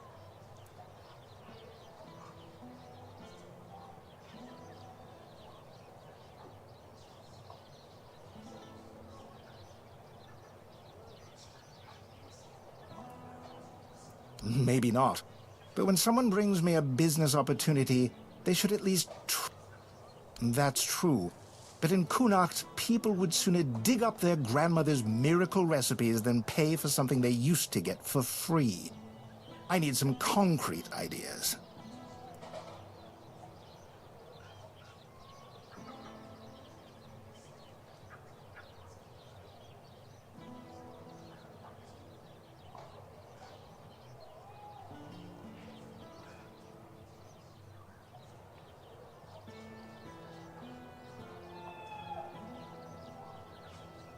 So, we're selling people their grandmother's miracle recipes, just with new names and fancy bottles. Clever. We'd also need more funds to start, so we'll take advantage of Camelot still being here and charge them for everything. Legate Denholm won't be thrilled, but it's that or let his soldiers suffer in the barracks. I have to say, you've come prepared. And with some solid ideas.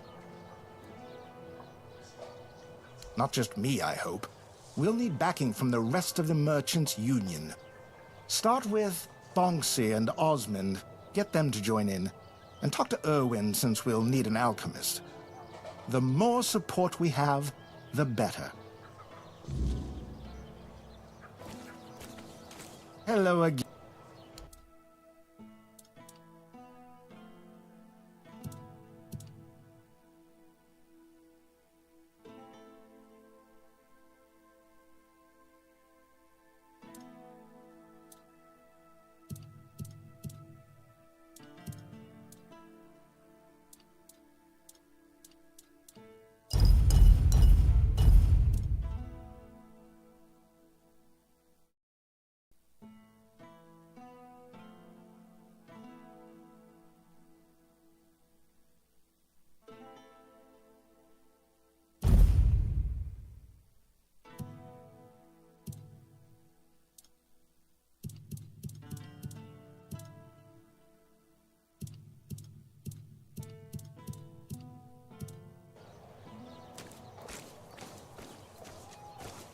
Elixirs, and all.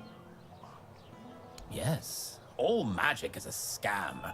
An illusion that pretends to give you something but always takes more in return. My elixirs work because they're based on knowledge and experience, not some fickle power from another world. Anyway, go ahead and read my anti-magic manifesto. I've laid it all out. And I assume you're here to hand me an invitation? Let's skip the pleasantries. Why would merchants take over the patronage of a hospital? And why should I have anything to do with it?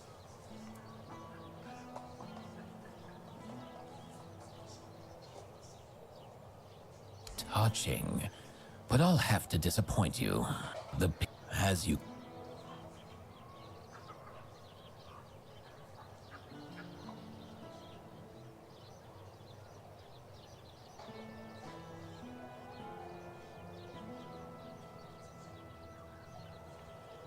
It's true that my business has been struggling for some time now. The priests are to blame. Ever since they started strutting around fine. You've got my attention. But you'll have to put in some effort. I've been having a serious problem with my supplies lately. The Red Church is hoarding every remotely valuable alchemical ingredient for themselves. Here's a list of items I particularly need. Come back when you have everything. Then I'll...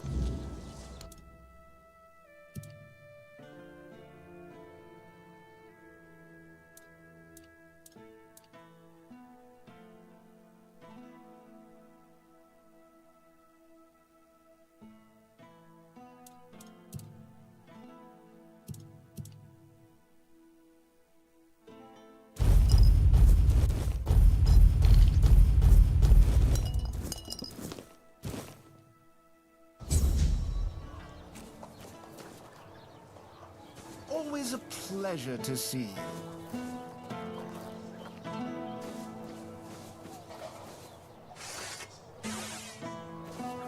Welcome! I haven't seen you around before. But since you just... One day, a friend of mine asked me if her new dress looked good, and I told her, "You have excellent." She was tickled pink and said, "Oh, do you really think so?" And I said, "Absolutely.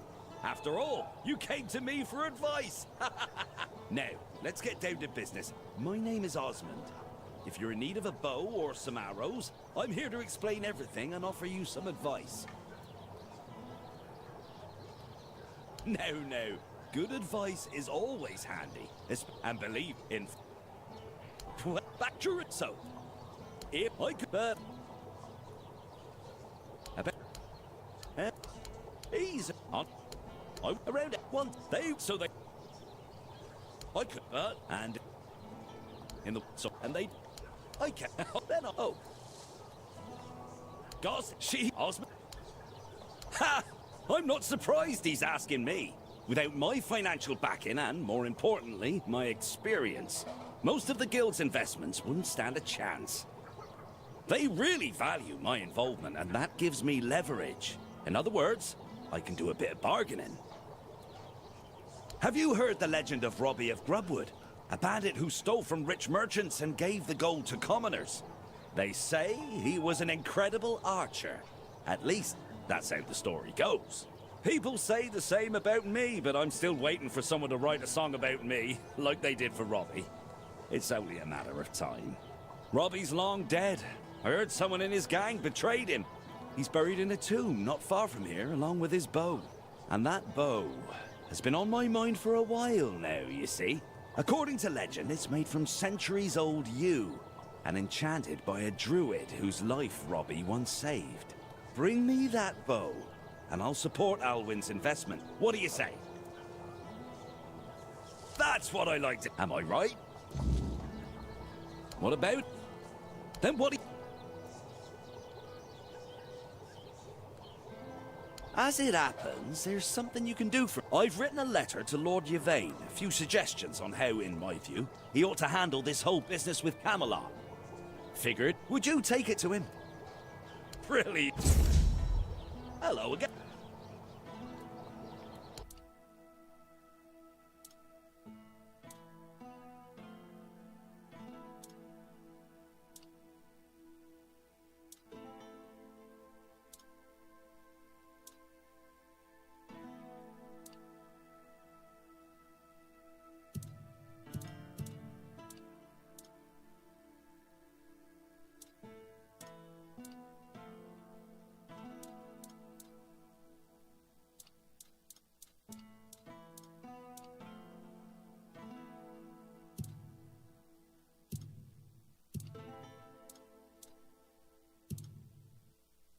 Leave it already? And we were having such a...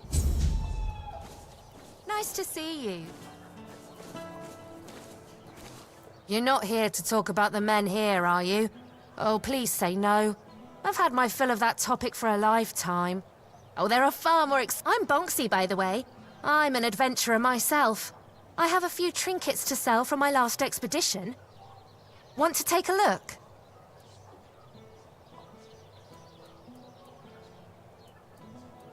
Oh, I'm not entirely sure.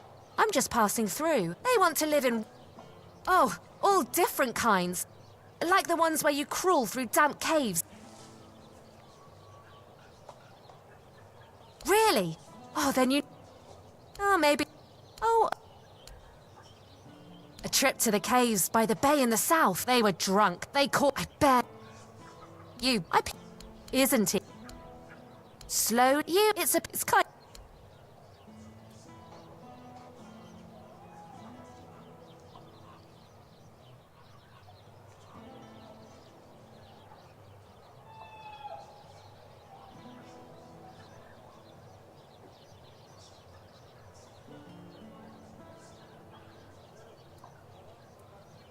Wonderful. Oh, one more thing. This armor came with a letter. I found both in the ancestral tomb of the Gévaudan. Oh, I'm a little jealous, to be honest. This sounds like the beginning of an exciting adventure. I chased the trail myself. Good to see you. I don't know. I got an offer to supply ingredients for healing potions. But honestly, that doesn't sound very exciting. My adventures are more about leaping over chasms and escaping collapsing ruins than gathering wildflowers. Maybe so, but it's still not worth spending as much time on it as Alwyn wants. I could be exploring underground labyrinths or running from guards across rooftops instead.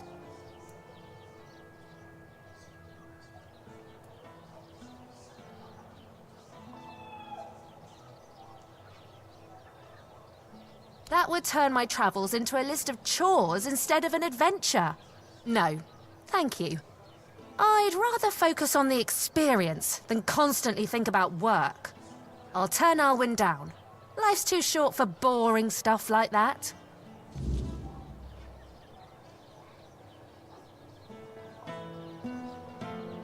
Good to see you.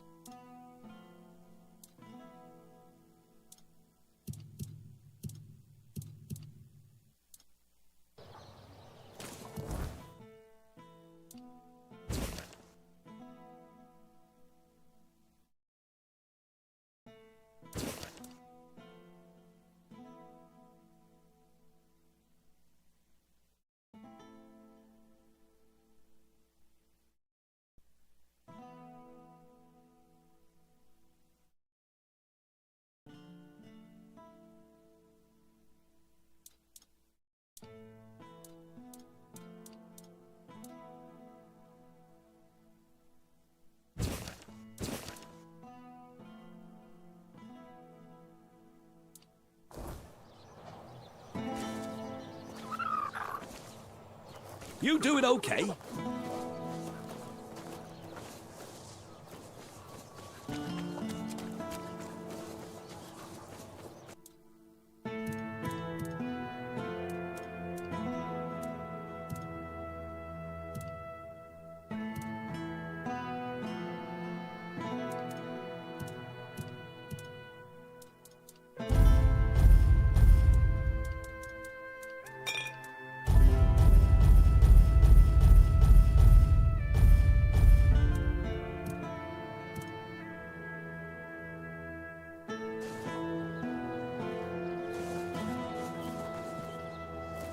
Oh, hello there. You're back.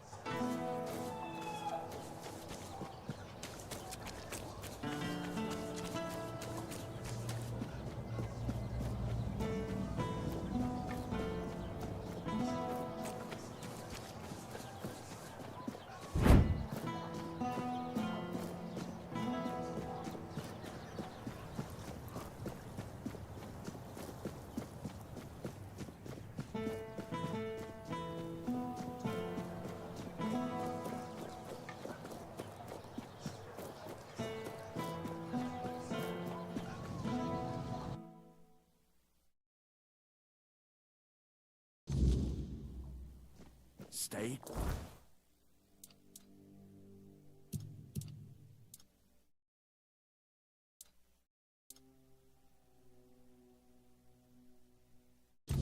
Quiet. Stay safe. You startled me.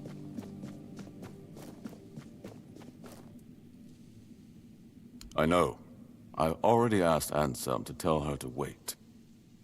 But Morag's a stubborn one. Honestly, what does she expect me to do? I'm not about to argue the legate over one inn. Not when there are far more pressing matters at hand. I don't doubt that. But Kunart is in a precarious position. I wouldn't be surprised if Denholm shuts the inn down out of fear of rebellion. And I'm hardly in a position to challenge his decision. We all have to endure these inconveniences a little longer.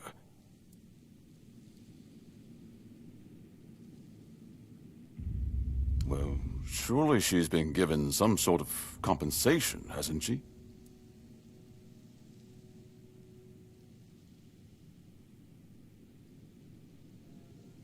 Oh, that is unfortunate. I can see why she's upset. Very well.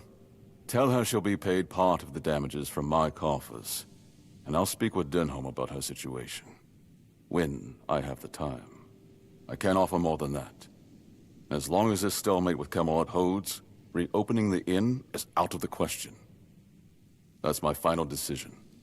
Now, was there something else? Does it now? Very well. Tell Osmond that... what shall we tell him?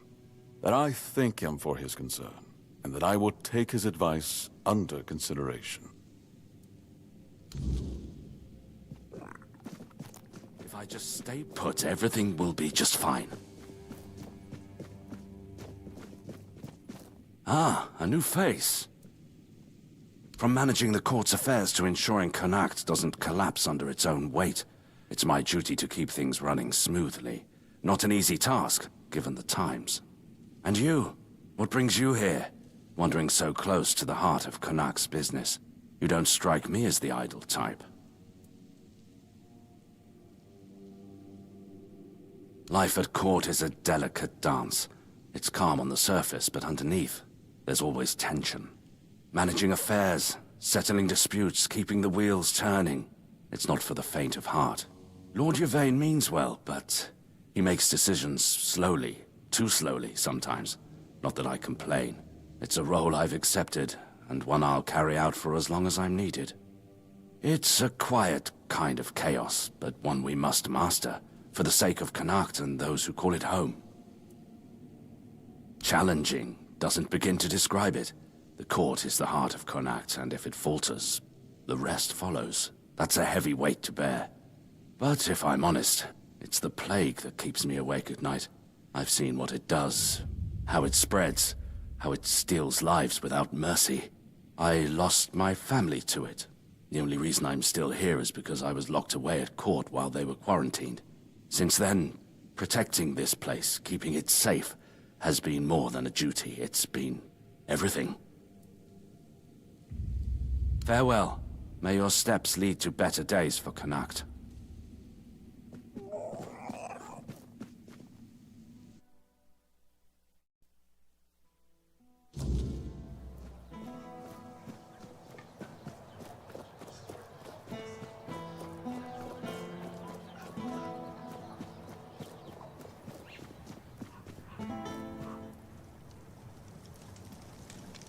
And? What did he say? But the inn stays closed? Figures. So now instead of standing around here, I'll be stuck at home, hoping those thugs from Camelot will graciously pay what they owe me. I'd say it's better than nothing, but honestly, it's barely that. Eh? Should have known better than to count on that good-for-nothing lordling. Thank you, stranger. I'm glad at least someone here still cares about the common folk.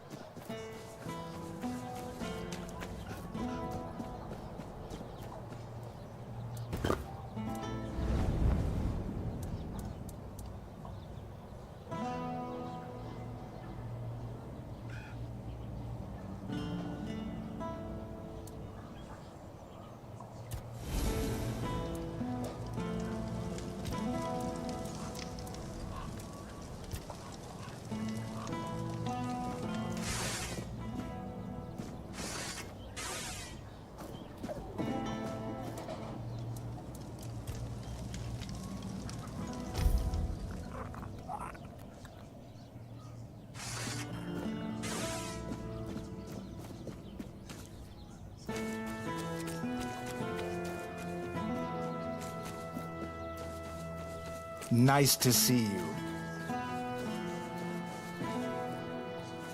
Hello again. What do you need today?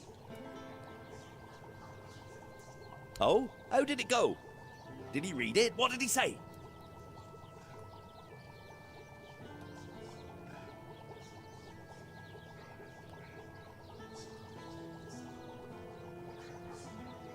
Ha! You see? I always say when someone speaks sense, even a lord perks up his ears. Good work. Here's the payment I promised. Hello again. Leave it already? And we were having such a...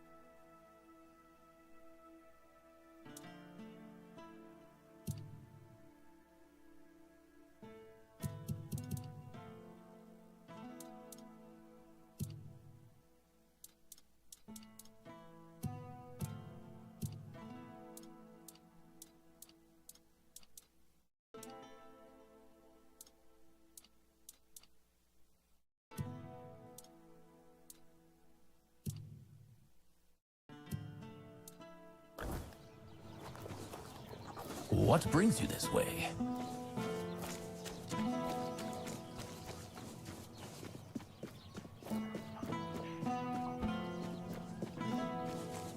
Have some spare food or coin? Oi, you. You're new here, aren't you? I don't think I've seen you around before. Ah, no, sorry. It's just that we don't see many new faces around here. Just us and the locals and, well, if you haven't noticed yet, they're not the friendliest bunch. Do they? Then maybe we're all just sick of looking at each other. I'm sure they're not all bad. This must all be quite hard for them. But it's not like I want to be here either. I've got a pregnant wife waiting for me at home, and they won't even let me buy a book for her. Yeah, about birthing and labour and whatnot. It's going to be our first, you see, so my wife's worried sick. I wanted to send it to her, to ease her mind, you know? But that Del Rita wench chased me out of her bookshop and won't let me back in. I know, right? Anyway, Vrel seems to hate... Ugh, because she hates Camelotians. Why else? I mean, I know the folks ain't exactly happy about us being here, but Vrel? She's Del Rita. They're taught to hate us from birth. That's all there is to it. Well, could you? Please, I'll pay you back. I'll even throw in something extra. Please, for my wife. Oh.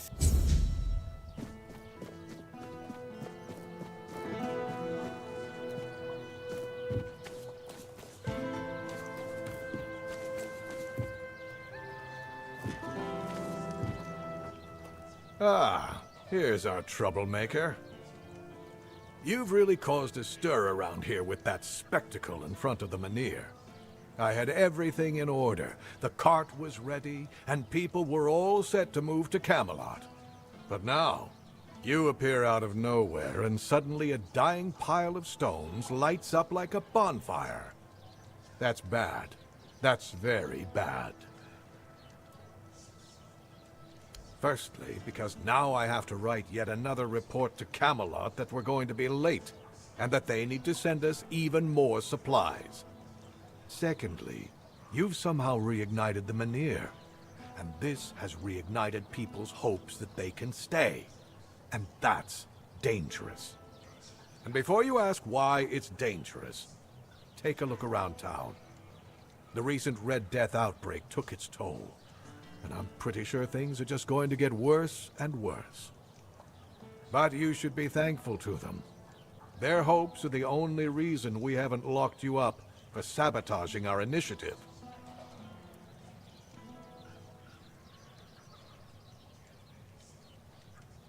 That's the assumption I decided to go with, and that's why we're talking. Perhaps there's still a chance to sort out this mess.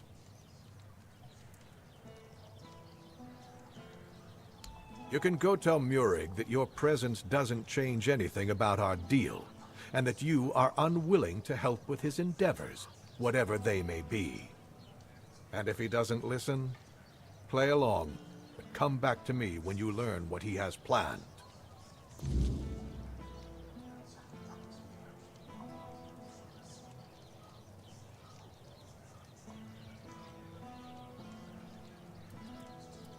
Isn't it obvious? For the safety of all the residents of Avalon. Avalon's population has significantly declined over recent years. We're on the brink of extinction, damn it. That's why we need to stick together, to take care of each other.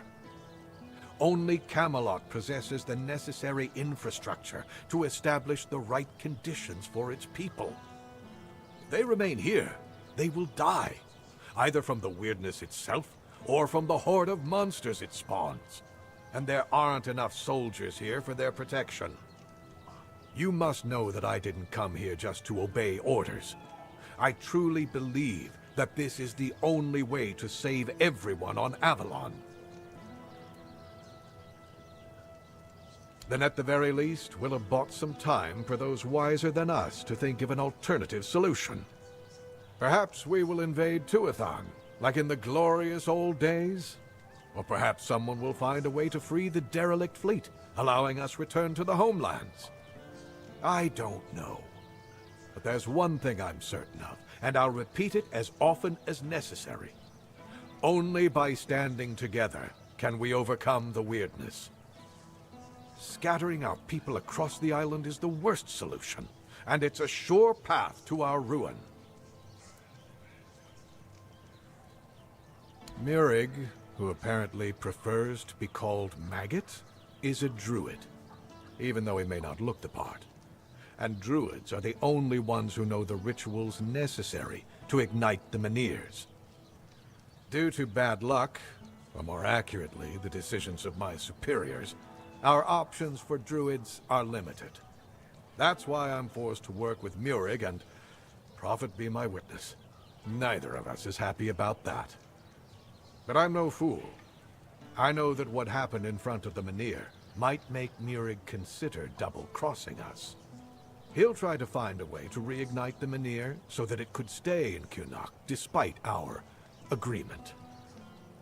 So, if you ever find out what he's planning, if he ever asks you to fetch something for his ritual, you make sure you come to me first.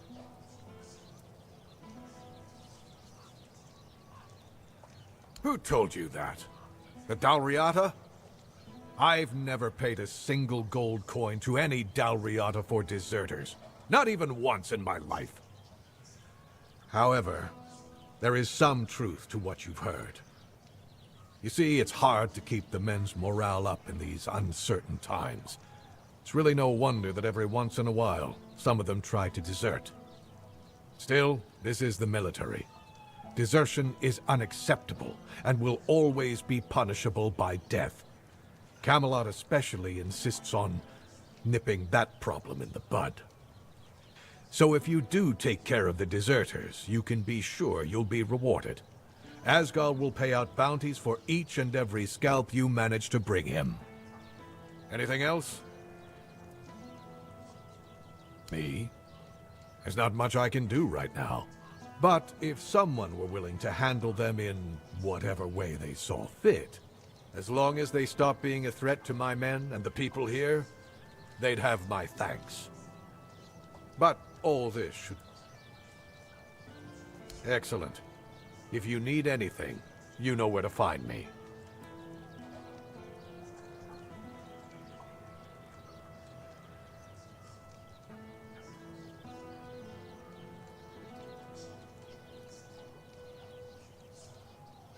If only it were just one. Sorry. You're talking about the poor man in hospital, right? He's a scout.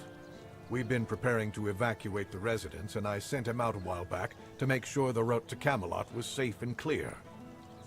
Looks like he tried to take a shortcut through the waterworks. That's where they found him, babbling and talking nonsense. The weirdness must have caught him. Pray to the All-Mother. Although, truth be told, although I've seen plenty fall victim to the weirdness, I've yet to see any divine intervention from our goddess. But you could help me. You look like someone who's seen a fair bit of Avalon and isn't afraid to travel alone. I could use someone like that to finish the job my scout couldn't complete. Of course, you'd be properly compensated.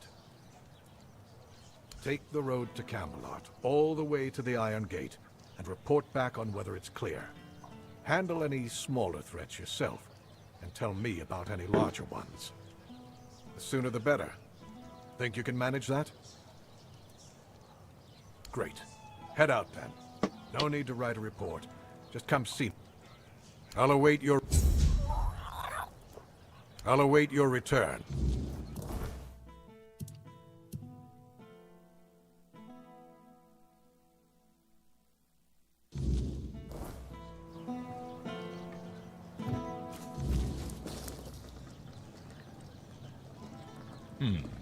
Haven't seen your face around here before.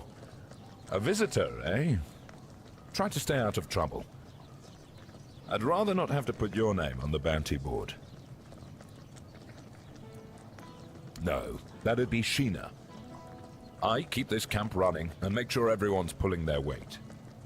Idle hands have no place in Camelot's army. Trouble is, we've got more work than men. So if you're looking to earn some coin, check the notice board. I've posted a few bounties. I can't spare any soldiers to deal with things outside of Connacht, but I'll be damned if I let those bandit scum run loose. I handle what makes soldiers fight. Sheena handles what keeps them comfortable. You want glory and gold? See me. You want a softer pillow or a warm meal? That's Sheena's domain. Legate Denham is in charge here. Lord Irvner. One. Excellent. I'll await your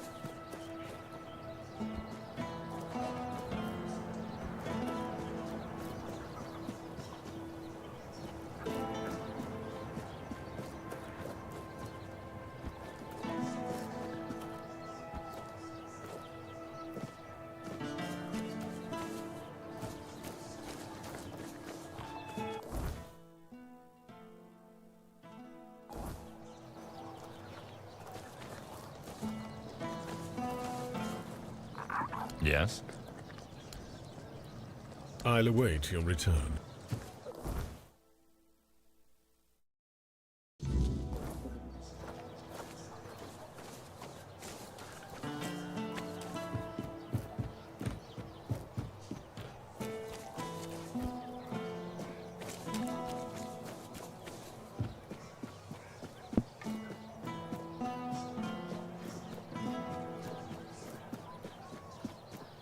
Help a soul out on your journey, will you? I am an outcast, exiled from my home by the road.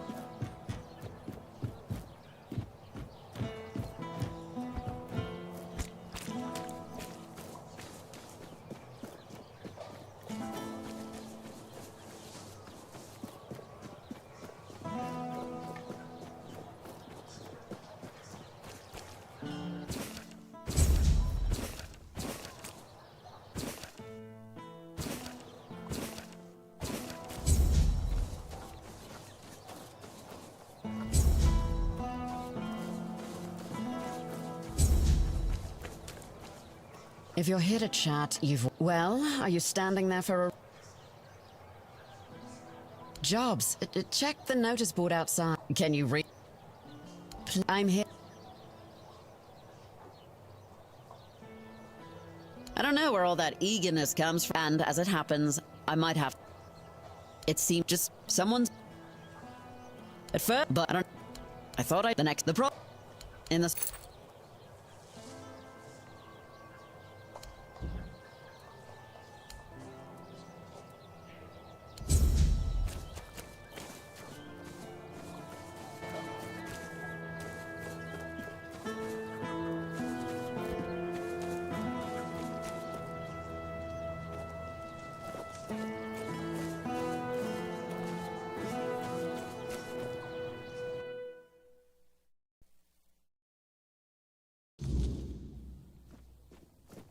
Well, look who it is. The one who reignited the men here.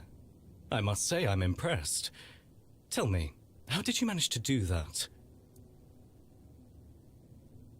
Fascinating.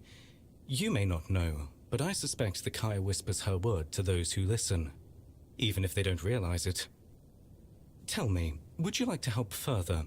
The people of Connacht are in need, and someone like you could make all the difference.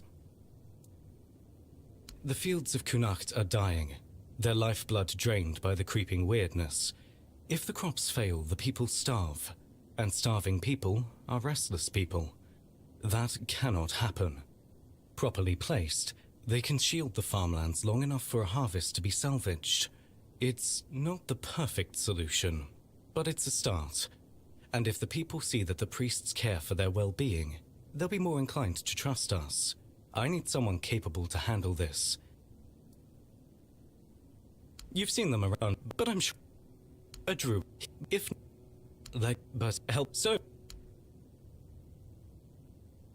good. Once you start, then without the position.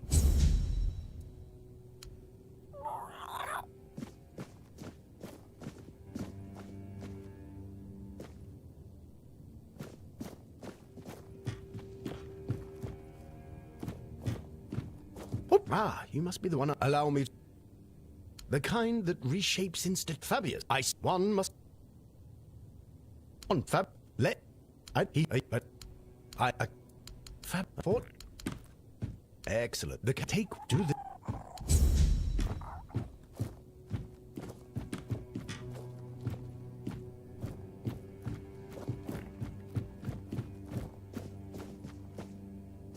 Oh, it's you.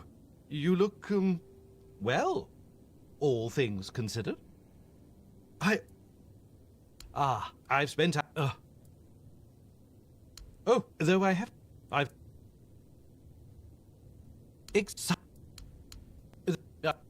not, now, nice, well, you see, but, oh, goodbye. Hey.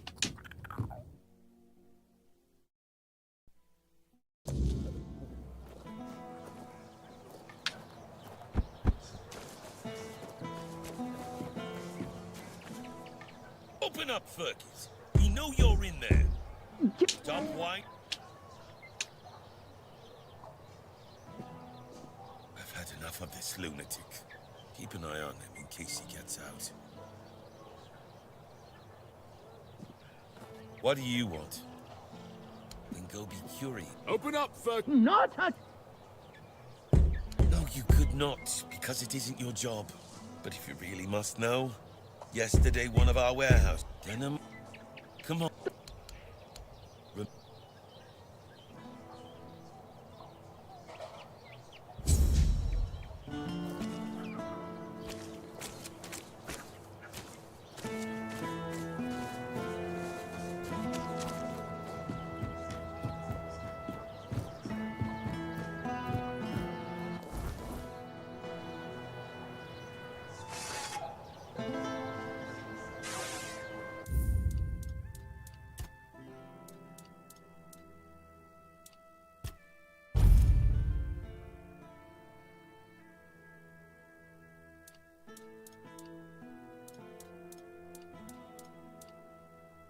Hey everybody, I'm gonna call it. My kids are awake.